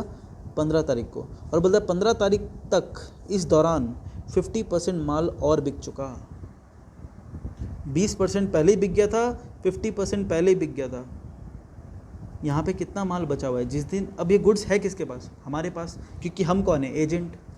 जब आप 15 तारीख को स्टॉक टेकिंग करने गए थे, जब आप 15 तारीख को स्टॉक टेकिंग करने गए थे, इन्वेंट्री काउंट करने गए थे अपने गोडाउन में, आपके पास ये वाला माल था या नहीं था? भैया 20% बिक चुका था, 50% बिक चुका था, हमारे पास 30% माल बचा हुआ था। बोलो हाँ या ना? 20 बिक गया, 50 बिक गया, आपके पास 30% माल अभी भी पड़ा हुआ था। किसका? हमारा या किसी और का? किसी और का। ये हमारा थोड़ी है, किसी और का है ना। हम कंसाइनमेंट बेसिस पे रिसीव करते हैं, हम यहाँ पे एजेंट हैं। तो 30% गुड्स हमारे यहाँ पे बैलेंस पड़ा था। अब जब आप गोडाउन में गए स्टॉक टेकिंग करने, तो ये गुड्स वहीं पे था, ये गुड्स भी उसमें इंक्लूड हो गया होगा क्योंकि ये तो गोडाउन में ही था ना, ये गुड्स भी यहाँ पे जुड़ गया होगा। बताओ क्या ये माल हमारा है? नहीं, तो इसे हटा दो, क्या दिक्कत है? 8000 कॉस्ट है ऑलरेडी, 8000 का 30% गुड्स हटा दो, हमारा गुड्स निकल जाएगा। ये हमने सब क्या कर दिया, ये हमारा जो माल निकल जाएगा वो आएगा 31 मार्च 2018 का स्टॉक निकल जाएगा। ये जो हमने एडलेस किया है इससे हमारा यहाँ का स्टॉक निकल जाएगा। देखो टोटल करके कितना आ रहा है।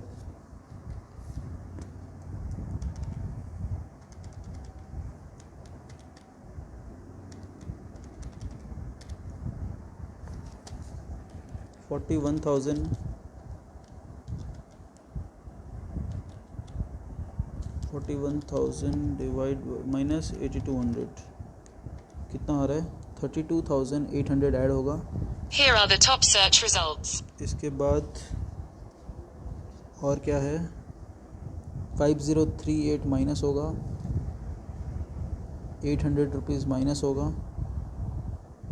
फिर यहाँ पे कितना आ रहा है? 6000 का 1/5, मतलब 4800 ऐड होगा। और यहाँ पे 8 3 24, 2400 रुपया माइनस होगा। करके देख लो कितना आ रहा है?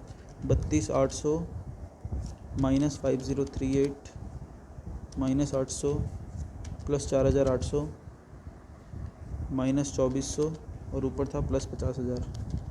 तो ये गुड्स मेरा आ रहा है 79,362 आ रहा है। सॉरी ये तो 4 होगा, सॉरी ये तो 5034 है, सॉरी 79,366 ये आ गया मेरा value of closing stock as on 31 March 18। 31 March 18 का स्टॉक निकल गया 79,366। इसमें सबसे बढ़िया पॉइंट ये दो था, है कि नहीं? प्रेजेंटेशन कैसे करना है आपको? नॉर्मली दिखा देना, ये ऐड होगा, ये लेस होगा, है ना। ऐड ये है, लेस ये है, ऐसे करके स्टेटमेंट लिख के ऐड लेस एक कॉलम, अमाउंट कॉलम बना के दिखाना है आपको, ठीक है ना। तो 1 ऑलरेडी हो चुका था, मैंने करा दिया था। 2 हमने आज कर लिया, 3 हमने कर लिया, और 4 आपको होमवर्क दिया हुआ था। 4 एकदम डिट्टो सेम क्वेश्चन था। तो PDF का क्वेश्चन कंप्लीट होता है। ये मैंने एक्स्ट्रा क्वेश्चन कराया है इस चैप्टर से जानबूझ के, है ना। हालांकि पहले मैं इसे टेस्ट में दे दिया करता था, कोई स्टूडेंट सकते नहीं थे, वो अलग बात है, ठीक है ना। तो इसके बाद हमें करना चाहिए प्रैक्टिकल नंबर 4 बुक का प्रैक्टिकल 4। इसके बाद सिर्फ एक ही क्वेश्चन बचेगा प्रैक्टिकल 4, और एक क्वेश्चन नंबर 1 है, उसको मैं दिखाऊंगा आपको कि आप वहाँ पे क्या गलती कर सकते हो। प्रैक्टिकल 4 एग्ज़ाम डे क्वेश्चन है। एग्ज़ाम डे से मेरा मतलब होता है कि आपको एग्ज़ाम से एक दिन पहले वो देख के जाना है। अगर आप नहीं देख के जाओगे या फिर आप बुक का सोल्यूशन देखोगे तो आप गलती कर बैठोगे। बुक का सोल्यूशन प्लीज़, एक ही क्वेश्चन में मैं आपको बोल रहा हूँ, इसमें लिख लो चाहे do not see book solution या फिर बुक सॉल्यूशन। एक ही क्वेश्चन में आपको बोल रहा हूँ, इसका बुक का सॉल्यूशन मत देखना। बुक का सॉल्यूशन देख के अगर आप कंफ्यूज हुए तो प्लीज़ मुझे डाउट मत भेजना। आंसर बुक का जो है मैं आपको वही आंसर निकाल के दूंगा। एग्ज़ाम में अगर ये क्वेश्चन आता है, चाहे 8 मार्क्स का है, 6 मार्क्स का है, 10 मार्क्स का है, 10 में 10 मिलेगा, उसकी भी गारंटी मेरी है। लेकिन प्लीज़ बुक का सॉल्यूशन देख के मुझे डाउट मत भेजना प्लीज़। मैं इस बुक का सॉल्यूशन जो है उसका डाउट मैं नहीं लूँगा आपका, ठीक है ना। हाँ, मैंने जो करवाया उस पर आपको कोई समझने में दिक्कत हो, लॉजिक में कोई दिक्कत हो, आप ज़रूर पूछना। लेकिन इसका बुक का जो सॉल्यूशन है वो प्लीज़ मुझे मत पूछना कि भैया इसने क्या किया है ये समझा दो, नहीं, प्लीज़ मत पूछना। उससे आप भी कंफ्यूज होगे, मैं खुद भी कंफ्यूज होऊंगा, क्योंकि ये एक ऐसा क्वेश्चन है, ये जब मैं करवाता था तो जब मुझे मतलब अलग अलग स्टूडेंट जब आके पूछते थे ना, तो मैं 10 बार 10 तरीक़ा से कराता हूँ ये सबको, है ना। तो अब मैंने एक कंसिस्टेंसी फॉलो कर लिया कि हाँ इसमें मुझे ये मेथड करवाना है, और ये मेथड बेस्ट एक मेथड निकाल लिया कि इस मेथड से कराना है, ठीक है ना। क्योंकि हर बार मैं एक बार लास्ट में देख लेता हूँ कि मैंने कौन से मेथड से कराया था। नहीं तो क्योंकि इसके देखो इन्वेंट्री है ना, आप बहुत सारे मेथड से कर सकते हो, अलग अलग टाइप से कर सकते हो। जैसे मैंने ये बोला, या आप सेल चाहे यहाँ पे 41,000 अलग से लो या 41 - 1 करके कर लो, आंसर तो सेम आना है। अगर मैं 41 - 1 पहले यहीं पे करके कर लेता तो भी आंसर सेम आएगा, बुक ने वही कर रखा है ना। तो इन्वेंट्री चैप्टर ऐसा है, अल्टीमेटली आपको समझदारी से काम लेना है, यहाँ पे आंसर कैसे भी आ जाएगा। तो यूनिफॉर्मिटी एक मैं रख रहा हूँ इसमें कि नहीं, जो बेस्ट मेथड है वो कराऊंगा, जो ईजीएस्ट मेथड है, जो आपको समझ में आएगा लॉजिक वाइज, ठीक है ना। थोड़ा अलग टाइप का क्वेश्चन है, प्लीज़ फोकस करना। और इसमें बुक का सोल्यूशन मत देखना, है ना। बोलने के बाद और ज़्यादा देखते हैं लोग वो मत करना प्लीज़। देखोगे तो खुद समझ लेना, ठीक है ना, समझ में आ जाएगा, ऐसा कोई बात नहीं है। लेकिन मेरे को डाउट मत पूछना बस उसके बारे में। हाँ, मैं जो कराऊंगा उसका पूछ सकते हो आप। चलो स्टार्ट करते हैं, बकवास बहुत हो गई। Physical verification of stock in a business was done on 23 जून। कब स्टॉक लिया गया? 23 जून को। तो लिखो 23 जून 2016, यहाँ पे फिजिकल स्टॉक लिया गया। The value of stock was 48 lakhs. 48 lakh का स्टॉक ऑलरेडी इनके पास था। चलो अच्छी बात है। The transaction took place between 23 June to 30 June. 30 June तक का ट्रांजेक्शन क्यों बता रहा है? पक्का इनको 30 जून का स्टॉक चाहिएगा। क्वेश्चन देख लो, determine the value of goods on 30 June, है ना। तभी तो इस बीच का ट्रांजेक्शन बता रहा है हम लोग को। तो यहाँ पे भी आपको आगे जाना है ना, पीछे नहीं आना है, आगे जाना है। तो रट्टा नहीं मारना है, लॉजिकल सोचना है कि हम आज यहाँ पे खड़े हैं, हमें यहाँ का स्टॉक निकालना है, आगे का स्टॉक निकालना है, ठीक है। पहला पॉइंट पे आ जाओ। सबसे पहला पॉइंट बोलते हैं out of the goods Saint on consignment. अब हमने कंसाइनमेंट में भेजा है यहाँ पे, ठीक है ना। इस क्वेश्चन में कंसाइनमेंट में भेजा है, और मैंने बोल दिया आपको कंसाइनमेंट क्या होता है। हम अपने एजेंट को गुड्स भेजते हैं, है ना। हमारा एक एजेंट बैठा है दिल्ली में या कहीं बैठा है, उसको हम लोग सामान भेज रहे हैं, ठीक है ना। तो out of the goods send on consignment, मतलब जितना भी हमने गुड्स भेजा था कंसाइनर को, मतलब अपना एजेंट को कंसाइनर बोलते हैं। हमें कंसाइनर है, वो कंसाइनी है, वो मैं पढ़ाऊँगा, चलो उसके लिए चाप मत लो। जो हमारा एजेंट है, हमने जिसे माल भेजा है, goods at cost worth rupees 2,40,000 were unsold. इसका मतलब क्या है? मतलब हमने जितना भी उसे माल भेजा था उसमें से 2,40,000 का माल ऐसा है जो अभी भी अनसोल्ड है, मतलब वो सेल नहीं हुआ है। सेल नहीं हुआ है मतलब स्टॉक किसके पास पड़ा हुआ है? उसके पास पड़ा हुआ है। अगर उसके पास पड़ा हुआ है, अगर गुड्स उसके पास पड़ा हुआ है तो उसका मालिक कौन है? ऑब्वियसली हम लोग है ना। हम लोग ने माल भेजा, उसे सेल नहीं किया, हमारे एजेंट के पास हमारा माल पड़ा है। ये जो मैंने स्टॉक देखा, ये क्या है? ये गोडाउन का फिजिकल स्टॉक है, ठीक है ना।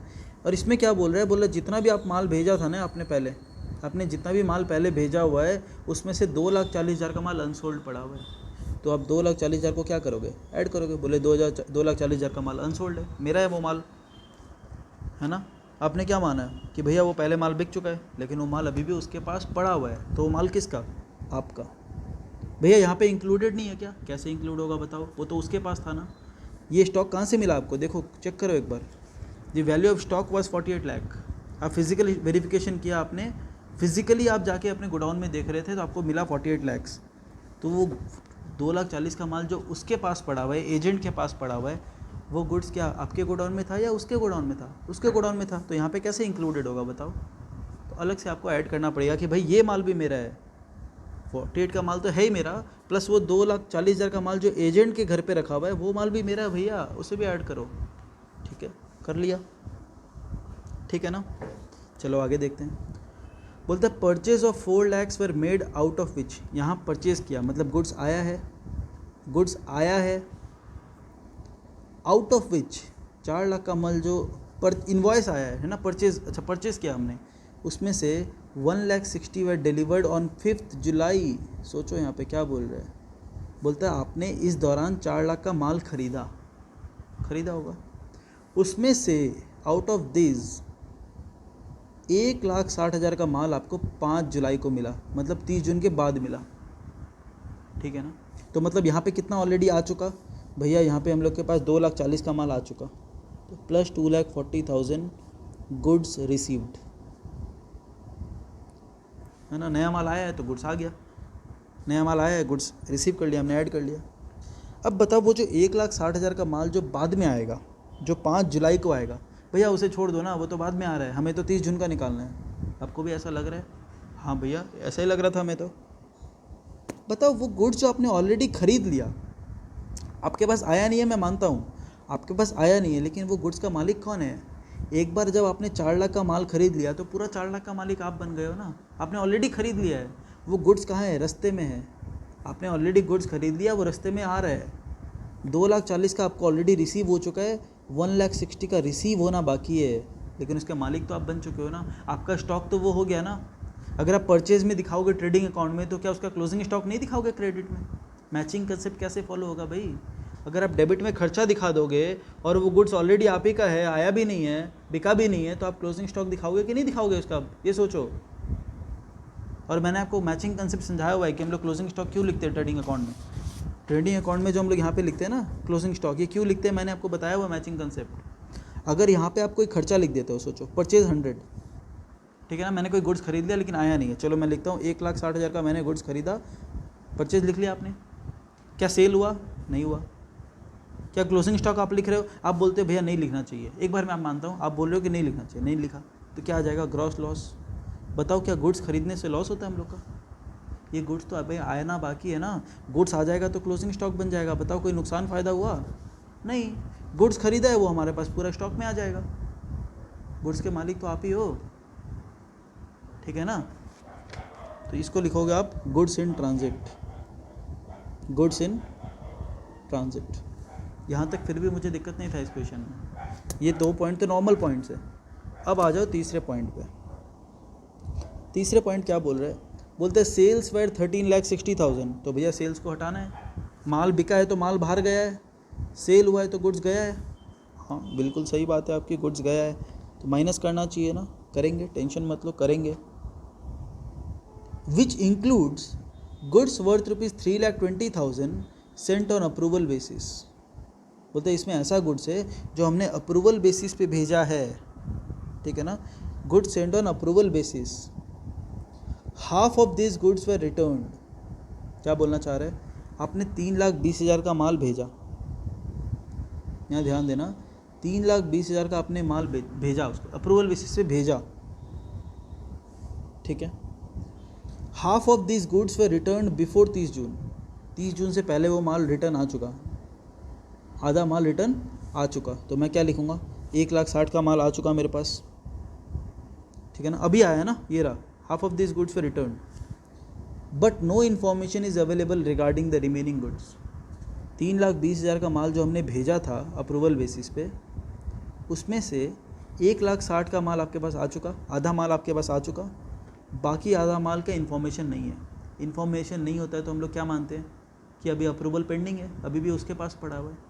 लेकिन बताओ जो आधा माल उसके पास पड़ा हुआ है, 1,60,000 का माल कस्टमर के पास पड़ा हुआ है, अप्रूवल बेसिस पे गया हुआ, उसका मालिक कौन? भैया जब तक वो अप्रूवल नहीं देता तो मालिक हम लोग ही है। ये तो हमने थोड़ी देर पहले भी देखा था, वो क्वेश्चन में याद है, PDF वाला में। तो 3,20,000 का मैंने उसे माल भेजा, 1,60,000 का माल रिटर्न आ गया, तो चलो अच्छी बात है, वो तो आ गया है ना, अभी आया ना, इस दौरान आया। हम लोग यहाँ से स्टार्ट करें, ध्यान देना, यहाँ पे आया माल, बीच में आया है तो ऐड कर लो कि गुड्स आ गया, और अपना ही गुड्स था, आ गया। लेकिन बाकी जो आधा माल नहीं आया वो किसके पास है? कस्टमर के पास है, लेकिन उसका मालिक कौन है? हम लोग ही है। क्यों हम लोग है? क्योंकि उसने अभी तक अप्रूवल नहीं दिया है आपको, तो वो गुड्स के मालिक भी आप हो। अच्छा, क्या ये 3,20,000 ऐड होना चाहिए, ये 3,20,000 माइनस होना चाहिए क्या? भैया माइनस क्यों लिख रहे हो, माइनस क्यों लिख रहे हो, प्लस है, प्लस, सॉरी गुड्स हमारे पास आया है प्लस। क्या ये 3,20,000 ऐड होना चाहिए, सोच के बताओ भैया। 3,20,000, अच्छा भैया ये तो सेल हुआ था ना, ये सेल ऑन अप्रूवल बेसिस था, तो इस पर तो आपने प्रॉफिट कमाया होगा। देखो कहीं प्रॉफिट दिखाई दे रहा है क्या? पॉइंट नंबर 4 में देखो, goods are sold at cost plus 25%, मतलब 1/4 ऑन कॉस्ट, मतलब 1/5 ऑन सेल्स, और ये सेलिंग प्राइस है क्योंकि अप्रूवल बेसिस पे सेल हुआ था गुड्स। तो 3,20,000 अगर सेलिंग प्राइस है तो उसका कॉस्ट कितना निकलेगा?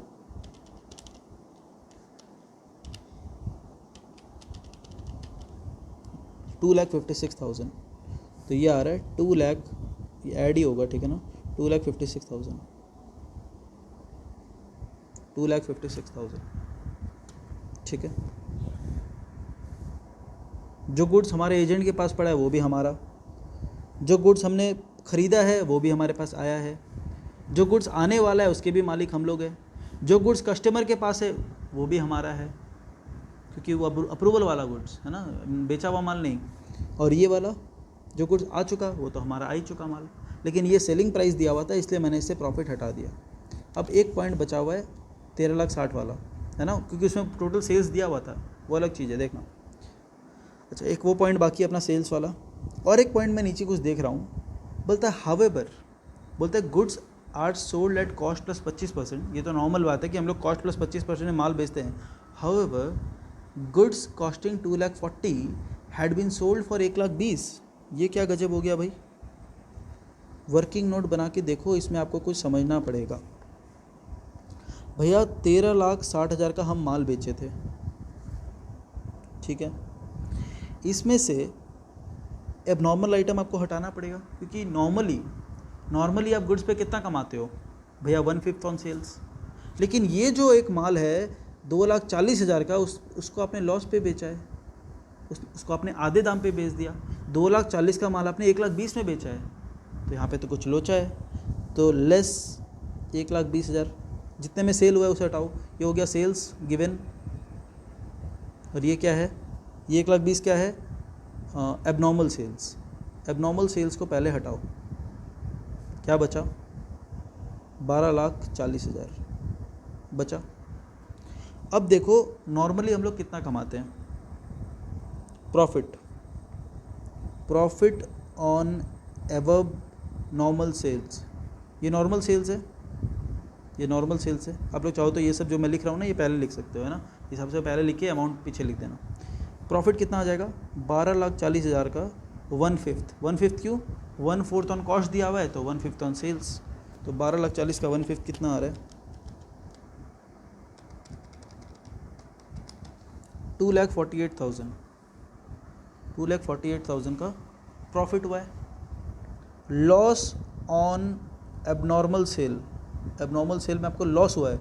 बाकी अभी तक जो क्वेश्चन कर रहे थे ना हम लोग, उसमें थोड़ा थोड़ा प्रॉफिट हो रहा था।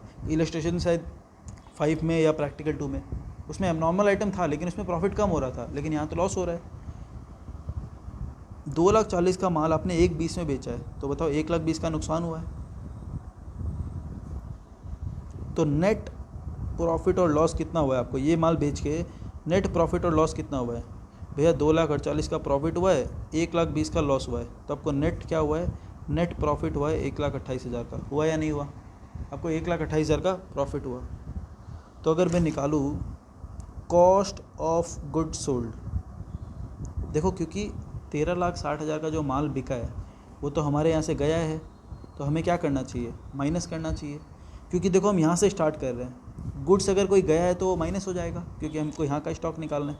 गुड्स जो गया है उसे माइनस करना है, लेकिन उसका सेल वैल्यू माइनस करना है या कॉस्ट माइनस करना है? कॉस्ट माइनस करना है। तो मैं निकालूँ कॉस्ट ऑफ गुड्स सोल्ड कितना? 13,60,000 का ये सेल्स है। सेल्स में से मैं प्रॉफिट माइनस करूँगा 1,28,000, ये आ जाएगा कितना आ रहा है देखना। 13,60,000 में से 1,28,000 माइनस करूँगा तो कितना आएगा? 12,32,000, ये आ गया कॉस्ट ऑफ गुड्स सोल्ड। तो यहाँ पे मैं माइनस करूँगा 12,32,000 रुपये। देखो कितना आ रहा है, सब कुछ हो गया। 48 लाख का गुड्स आपके पास था, plus 2,40,000 plus 2,40,000 plus 1,60,000 plus 2,56,000 minus 12,32,000, ये आ रहा है 44,64,000। ये आ रहा है मेरा आंसर। देखते हैं बुक का आंसर भी चेक कर लेता हूँ भाई एक बार, कहीं बुक वाला कुछ और ना कर रखा हो। देखो बुक का आंसर क्या है, 44,64,000, लेकिन बुक का करने का तरीका थोड़ा अलग है। ठीक है, ये क्वेश्चन आपको वापस से एक बार देखना पड़ेगा अच्छे से। मेरे को लग रहा है आपको डाउट आ सकता है यहाँ पे, एक बार आप ध्यान से एक बार फोकस करके देखो कि क्या हो रहा है। ठीक है, ये क्लियर है। हालांकि अगर इसमें आपको डाउट है तो मैं आपका बुक का सॉल्यूशन से भी समझा सकता हूँ, कोई दिक्कत वाली बात नहीं है।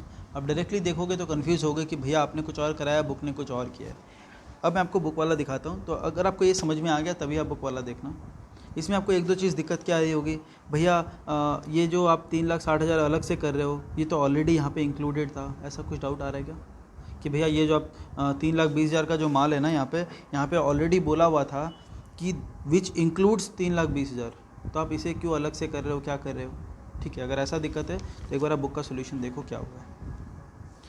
48 लाख से स्टार्ट किया क्वेश्चन में, कंसाइनमेंट वाला 240 इन्होंने भी ऐड किया, यहाँ तक कोई दिक्कत नहीं है। गुड्स रिसीव्ड 2,40,000 रुपये ऐड किया है। 1,60,000 का ट्रांजिट वाला इन्होंने भी ऐड किया है, यहाँ तक कोई दिक्कत नहीं है? नहीं भैया, यहाँ तक कोई दिक्कत नहीं है। अब इन्होंने क्या बोला, बोला कि देखो हमने 13,60,000 का माल बेचा है। ठीक है, हाँ भैया, उसमें से एबनॉर्मल सेल्स को 1,20,000 को हटा दिया, जैसे कि मैंने भी हटाया था। 13,60,000 में से 1,20,000 को इन्होंने भी हटाया, मैंने भी हटाया।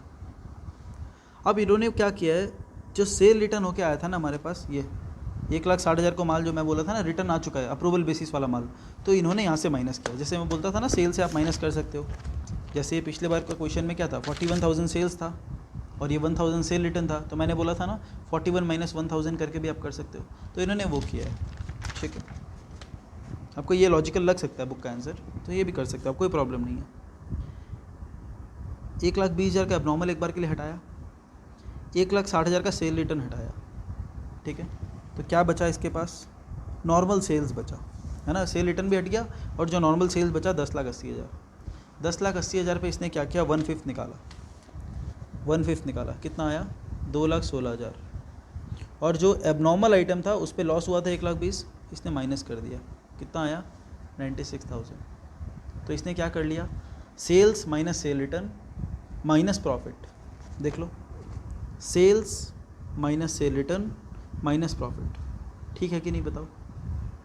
Sales minus sale return minus profit, ठीक है भैया। सेल माइनस सेल रिटर्न किया तो नेट सेल्स आ गया, नेट सेल्स से प्रॉफिट हटाया गया तो आ गया अपना cost of good sold, COGS। अच्छा भैया, ये तो हुआ ये वाला 60 लाख, 3,20,000 में से आधा माल रिटर्न आ गया था, उसको आपने कर लिया। बाकी आधा माल किसके पास है, अभी भी कस्टमर के पास है, लेकिन उसका मालिक कौन है, हम लोग हैं, तो उसको अपने स्टॉक में ऐड करना चाहिए। तो इन्होंने क्या किया, 1,60,000 का 80%, मतलब वही 1,60,000 माइनस 1/5, इसका 80% ऐड कर लिया, जैसे मैंने भी किया था। ये रहा, बस दोनों का सॉल्यूशन में फ़र्क क्या है, इन्होंने सेल रिटर्न को सेल से माइनस करके दिखाया है। ये जो सेल रिटर्न है ना, 1,60,000 का जो सेल्स रिटर्न है, इन्होंने सेल से माइनस करके दिखाया है, मैंने सेल से माइनस करके नहीं दिखाया है। बस इतना सा फ़र्क है, बाकी और कोई डिफरेंस नहीं है। मैं क्यों बोला था अवॉइड करने, क्योंकि देखो आपको यहाँ मेरे में दिखेगा प्रॉफिट 1,28,000, इनके में प्रॉफिट दिखेगा 96, तो आप लोग बोलेगा भैया इतना डिफरेंस कैसे, फिर भी आंसर मैच हो रहा है। तो बस फ़र्क इतना ही है कि मैंने सिर्फ सेल्स को अलग से लिया है और इन्होंने नेट सेल्स लेके किया है।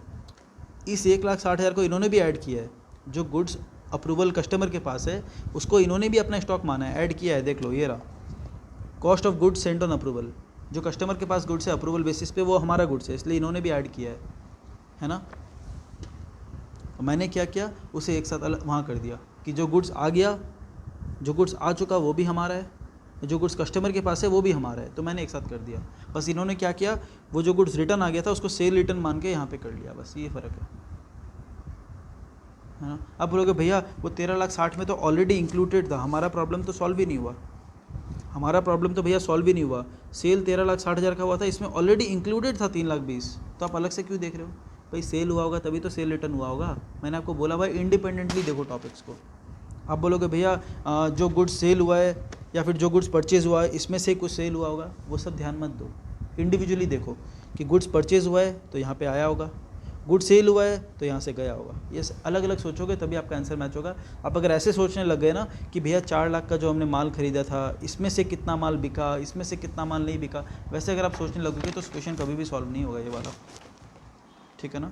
बुक वाला मेथड अगर आपको अच्छा लग रहा है तो वो भी कर सकते हो, ठीक है ना, कोई दिक्कत वाली बात नहीं है। बस उन्होंने क्या किया, नेट सेल्स लेके किया है ना, उन्होंने नेट सेल्स लेके किया और मैंने सेल्स अलग से लिया, जैसे मैं हर क्वेश्चन में करा रहा हूँ आप लोग को। सेल्स अलग लेके किया मैंने और सेल रिटर्न को अलग से देखा, और जो गुड्स कस्टमर के पास है वो भी गुड्स हमारा है क्योंकि अप्रूवल बेसिस वाला माल है, ऐसे करवाया। आंसर दोनों का सेम आएगा, ठीक है ना। एक आखिरी क्वेश्चन बचा हुआ है ना मेरे एंड से, क्वेश्चन नंबर 1। क्वेश्चन नंबर 1 देखो, यह है प्रैक्टिकल नंबर 1। प्रैक्टिकल नंबर 1, ठीक है। Mister x who was closing his books on 31st March 2016 failed to take the actual stock which he did only on 29th April। क्या बोलना चाह रहा है?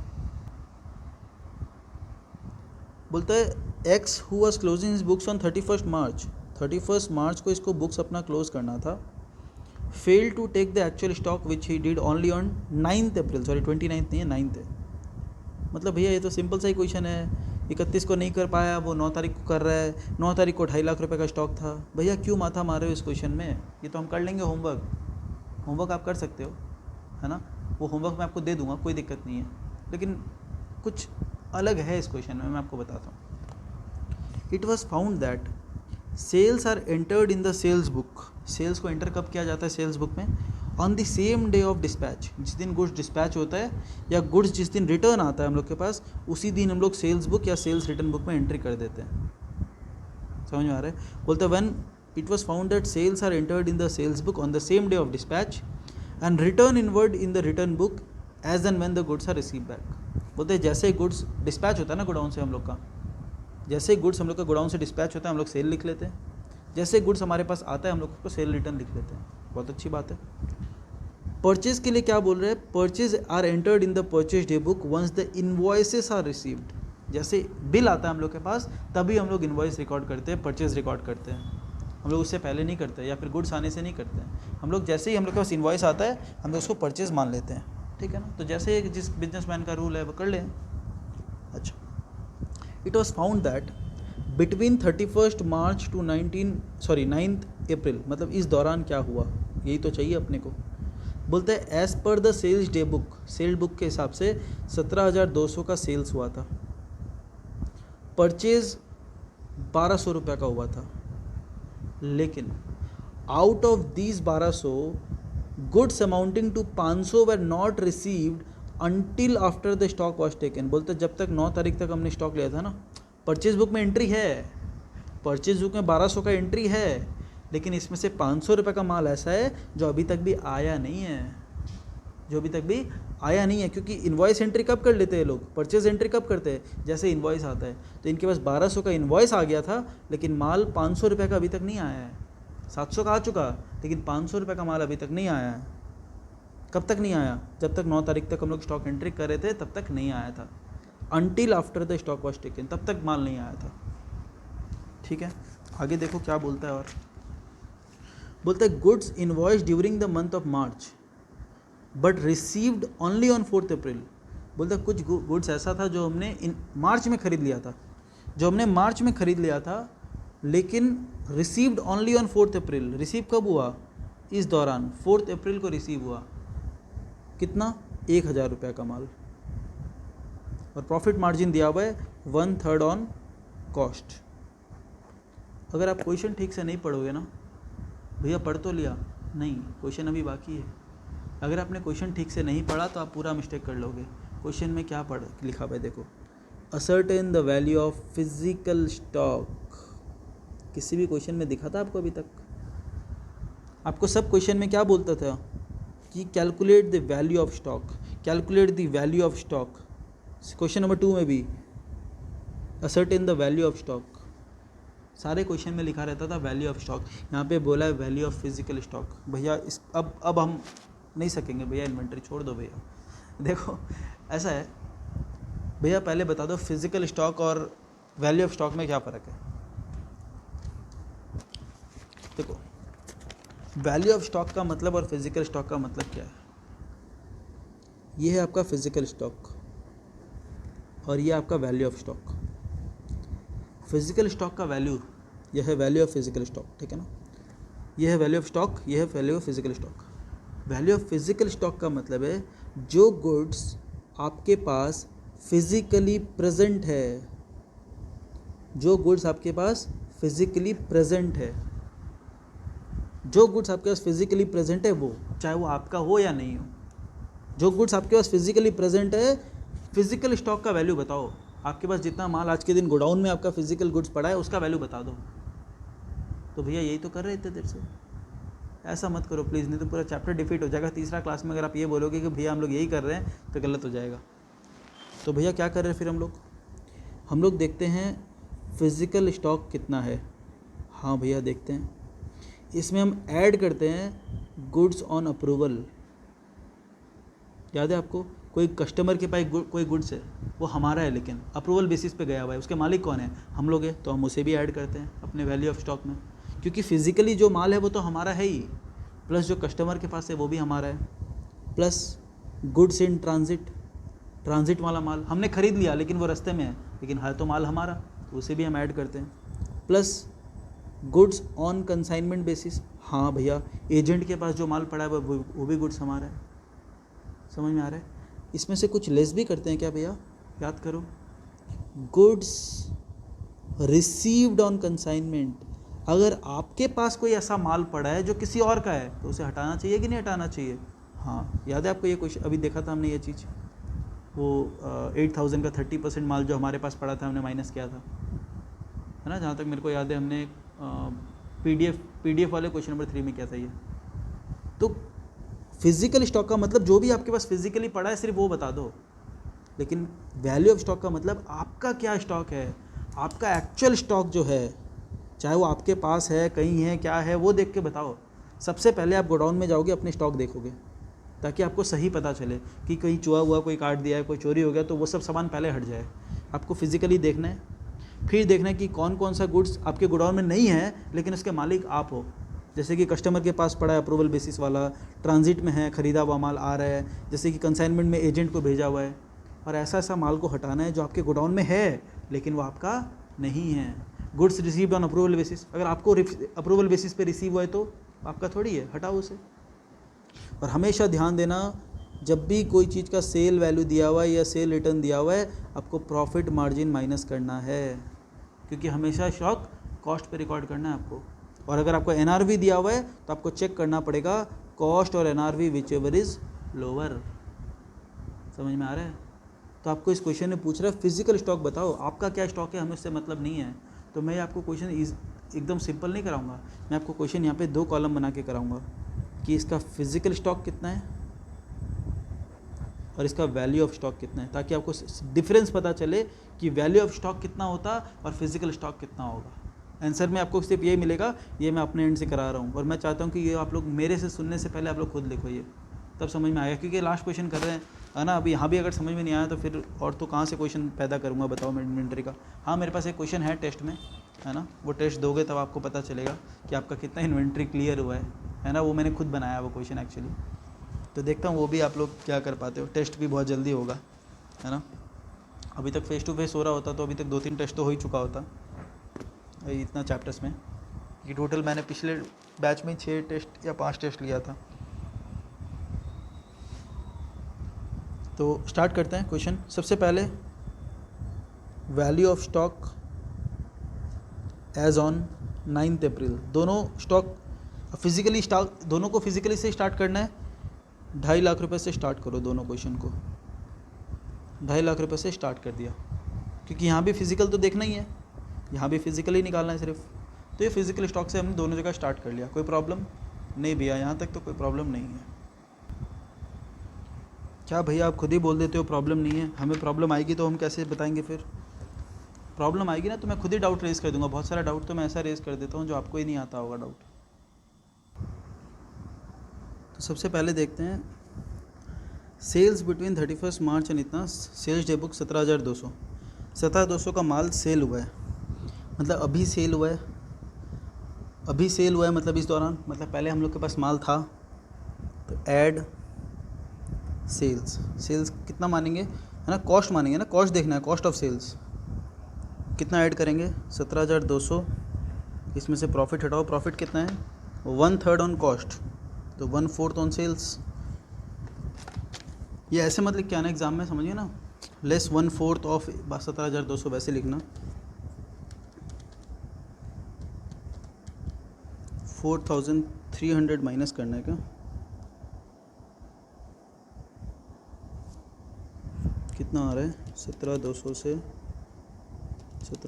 अगर मैं माइनस करता हूँ तो ये आ जाएगा 12,900। देखो ये दोनों में होगा, इसमें कोई दिक्कत नहीं है, फिज़िकली भी ये हमारा गुड्स मतलब फिज़िकली भी गया है और एक्चुअल में भी हम लोग का स्टॉक ये गया है, ठीक है ना, कोई दिक्कत नहीं है, यहाँ पे दोनों में कोई दिक्कत नहीं है।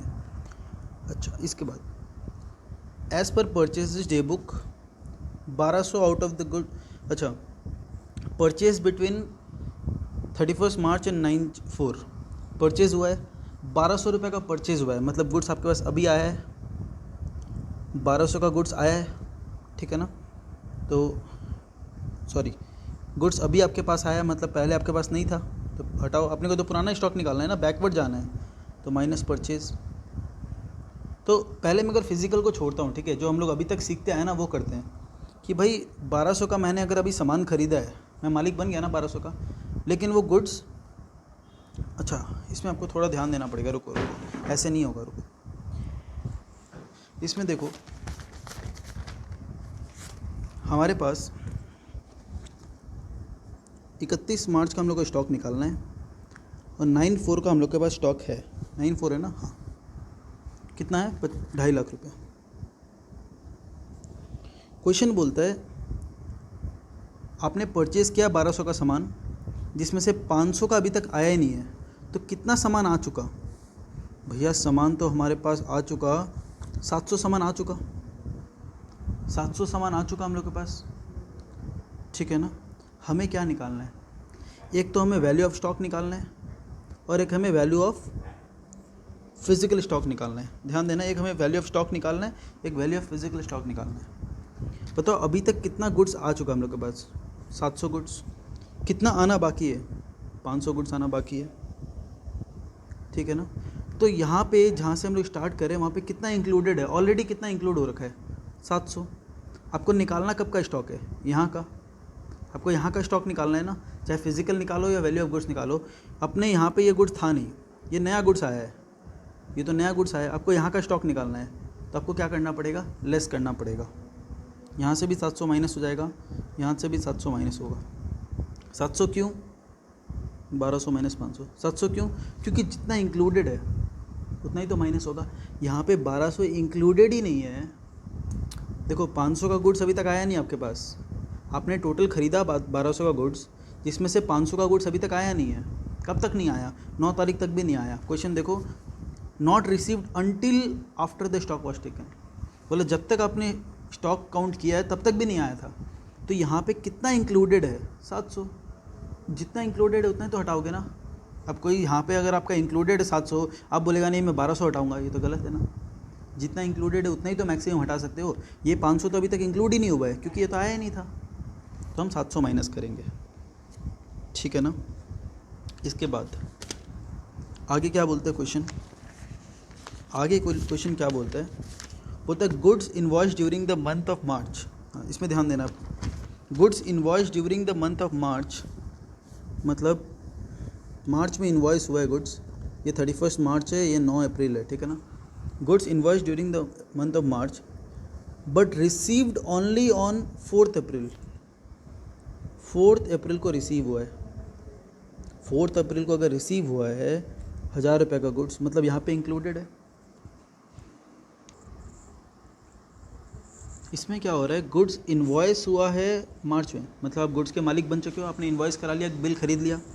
अगर सोचो आप यहाँ पे 31 मार्च का इन्वॉइस गुड्स निकाल रहे होते, वैल्यू ऑफ स्टॉक निकाल रहे होते, आप क्या बोलते कि भाई मैंने तो खरीद लिया है ना, सामान आया नहीं ठीक है, लेकिन मैंने तो खरीद लिया है, तो ये मेरे लिए क्या है, goods in transit. Physical stock अगर आप निकालोगे तो ये सामान आपका नहीं है, आपके पास नहीं है। जो आपने यहाँ पे ख़रीदा है उसके मालिक आप बन चुके हो, ऑलरेडी आपने ख़रीद लिया है। 1000 रुपये का सामान ऑलरेडी आपने यहाँ ख़रीद दिया, रिसीव कब हुआ है, 4 तारीख को। मेरे को स्टॉक कब का निकालना है, 31 मार्च का। अगर अब मैं वैल्यू निकालूंगा तो वैल्यू के हिसाब से तो ये गुड्स मेरा ही है, गुड्स इन ट्रांजिट। लेकिन अगर मैं फिजिकल स्टॉक निकालूंगा तो फिजिकली मेरे पास यहाँ पे नहीं है, फिजिकली कब आया, बाद में आया, तो यहाँ पे चेंजेस होगा। ऊपर वाले दोनों में कोई चेंजेस नहीं था, कोई प्रॉब्लम नहीं था, लेकिन यहाँ पे प्रॉब्लम है। क्या आप लिख सकते हो कि गुड्स जो बाद में आया, अच्छा ये गुड्स जो बाद में आया यहाँ पे आया, तो बताओ ये ऑलरेडी जो आपका स्टॉक दिया हुआ है 2.5 लाख रुपए का, उसमें इंक्लूडेड है या नहीं है, इंक्लूडेड है, क्योंकि गुड्स तो आ चुका है ना 4/4 को, ऑलरेडी इंक्लूडेड है। तो जब मैं वैल्यू ऑफ स्टॉक निकालूंगा तब मुझे कोई प्रॉब्लम नहीं है, क्योंकि वैल्यू ऑफ स्टॉक में तो इंक्लूड होना चाहिए, क्योंकि हमने ऑलरेडी ख़रीद लिया था, हमने ऑलरेडी ये सामान ख़रीद लिया है, तो हमारा वैल्यू ऑफ स्टॉक में आना भी चाहिए, और ये ऑलरेडी इंक्लूडेड भी है, तो यहाँ पे मुझे कोई प्रॉब्लम नहीं है, यहाँ पर मुझे इससे कोई प्रॉब्लम नहीं है, क्योंकि ऑलरेडी देखो 4/4 को जब आया तब ये मेरे स्टॉक में जाके ऐड हो गया 2.5 लाख में, और ये 2.5 लाख से मैंने स्टार्ट किया है, मतलब इसमें ऑलरेडी वो गुड्स इंक्लूडेड है। वैल्यू ऑफ स्टॉक में भी आना ही चाहिए था, क्योंकि ये गुड्स मेरा है, तो मुझे कोई प्रॉब्लम नहीं है। लेकिन जब मैं फिजिकल स्टॉक वाला क्वेश्चन करूँगा तब मैं इसे माइनस करूँगा, गुड्स नॉट रिसीव्ड अंटिल 31 मार्च, ठीक है ना। जो गुड्स आपको 31 मार्च के बाद मिला, आप निकाल रहे हो फिजिकल स्टॉक ऑन 31 मार्च, तो वो तो था नहीं वहाँ पे, आपने क्यों ऐड कर रखा है, बोलता हटाओ उसे, तो -1000, ये फ़र्क आ जाएगा देखो दोनों में। सेल्स में कोई प्रॉब्लम नहीं था, परचेज़ में कोई प्रॉब्लम नहीं था, लेकिन जब ये वाला क्वेश्चन आया ना, क्योंकि देखो जब 4/4 को माल आया, ये जाके क्लोजिंग स्टॉक में इंक्लूड हो गया, 9/4 वाला स्टॉक में जाके ये ऐड हो गया, क्योंकि ये 4/4 को आपके पास रिसीव हुआ गुड्स, ठीक है ना। 2.5 में इंक्लूडेड है, 2.5 लाख का स्टॉक में। आपने ख़रीदा कब था, मार्च में, तो आप इसके मालिक हुए। आपके पास जब फिज़िकल स्टॉक पूछेगा तो आपके पास तो नहीं है, फिज़िकल स्टॉक तो नहीं है, तो ऐड क्यों कर रखा है भाई, हटाओ इसे। लेकिन जब आप पूछेगा आपको वैल्यू ऑफ स्टॉक बताओ, आप कितने स्टॉक के मालिक हो, तो आप बोलोगे हाँ ये स्टॉक जो मेरा बाद में आएगा उसका भी मैं मालिक हूँ, क्योंकि मैंने ऑलरेडी ख़रीद लिया है, तो उसे आप माइनस नहीं करोगे। बस ये फ़र्क है, और कोई फ़र्क नहीं है दोनों में। तो स्टूडेंट लोग क्या करेंगे, ये वाला करके आ जाएंगे क्वेश्चन में। अगर वो फिजिकल स्टॉक नहीं देखेगा क्वेश्चन में तो ये करके आ जाएगा, गलती कर देगा, तो उसमें आधा ही मार्क्स मिलेगा आपको, आधा आंसर तो भूल चूक से राइट हो जाएगा, क्योंकि फिजिकल और स्टॉक में मोटा मोटी आंसर सेम ही आएगा। तो गलती से आपका राइट हो सकता है थोड़ा बहुत, लेकिन ओवरऑल आंसर आपका रॉन्ग हो जाएगा उसमें, चेक वो ध्यान देना आपको, ठीक है ना। -1700 कितना आ रहा है, आंसर बुक के हिसाब से है 2,61,200 जो हम फिजिकल स्टॉक निकाल रहे हैं, और ये मैंने अलग से निकाला है जो कि क्वेश्चन का रिक्वायरमेंट नहीं था, लेकिन आपको सिखाने के लिए कि फिजिकल स्टॉक और वैल्यू ऑफ स्टॉक में क्या फ़र्क है। तो 2.5 लाख प्लस 12,900 माइनस 700, 2,62,200। अच्छा ये तो डायरेक्टली निकल जाता है, ठीक है, समझ में आ रहा है। कोई होमवर्क नहीं है, कोई एडिशनल क्वेश्चन आपको मिले मॉक टेस्ट वगैरह में, मेरे को नहीं लगता कुछ मिलेगा। पास्ट ईयर पेपर वगैरह में कोई आपको क्वेश्चन मिले अगर इन्वेंट्री का, तो वो कर लेना। हालांकि अगर आज का क्वेश्चन हो सकता है, क्योंकि सारा ही बम्पर क्वेश्चन था, हो सकता है प्रैक्टिस करने के लिए मैं बोलूँगा बिना देखे वापस से सारा क्वेश्चन खुद से ट्राई करो। अगर हो पाएगा तो समझना कि हाँ हमसे हो पा रहा है इन्वेंट्री, ठीक है ना। फिर हम लोग नेक्स्ट क्लास दूसरे चैप्टर से स्टार्ट करेंगे। जहाँ तक बिल्स ऑफ एक्सचेंज है हमारे पास नेक्स्ट चैप्टर, तो next chapter bills of exchange करेंगे, ठीक है ना। Thank you so much, bye bye.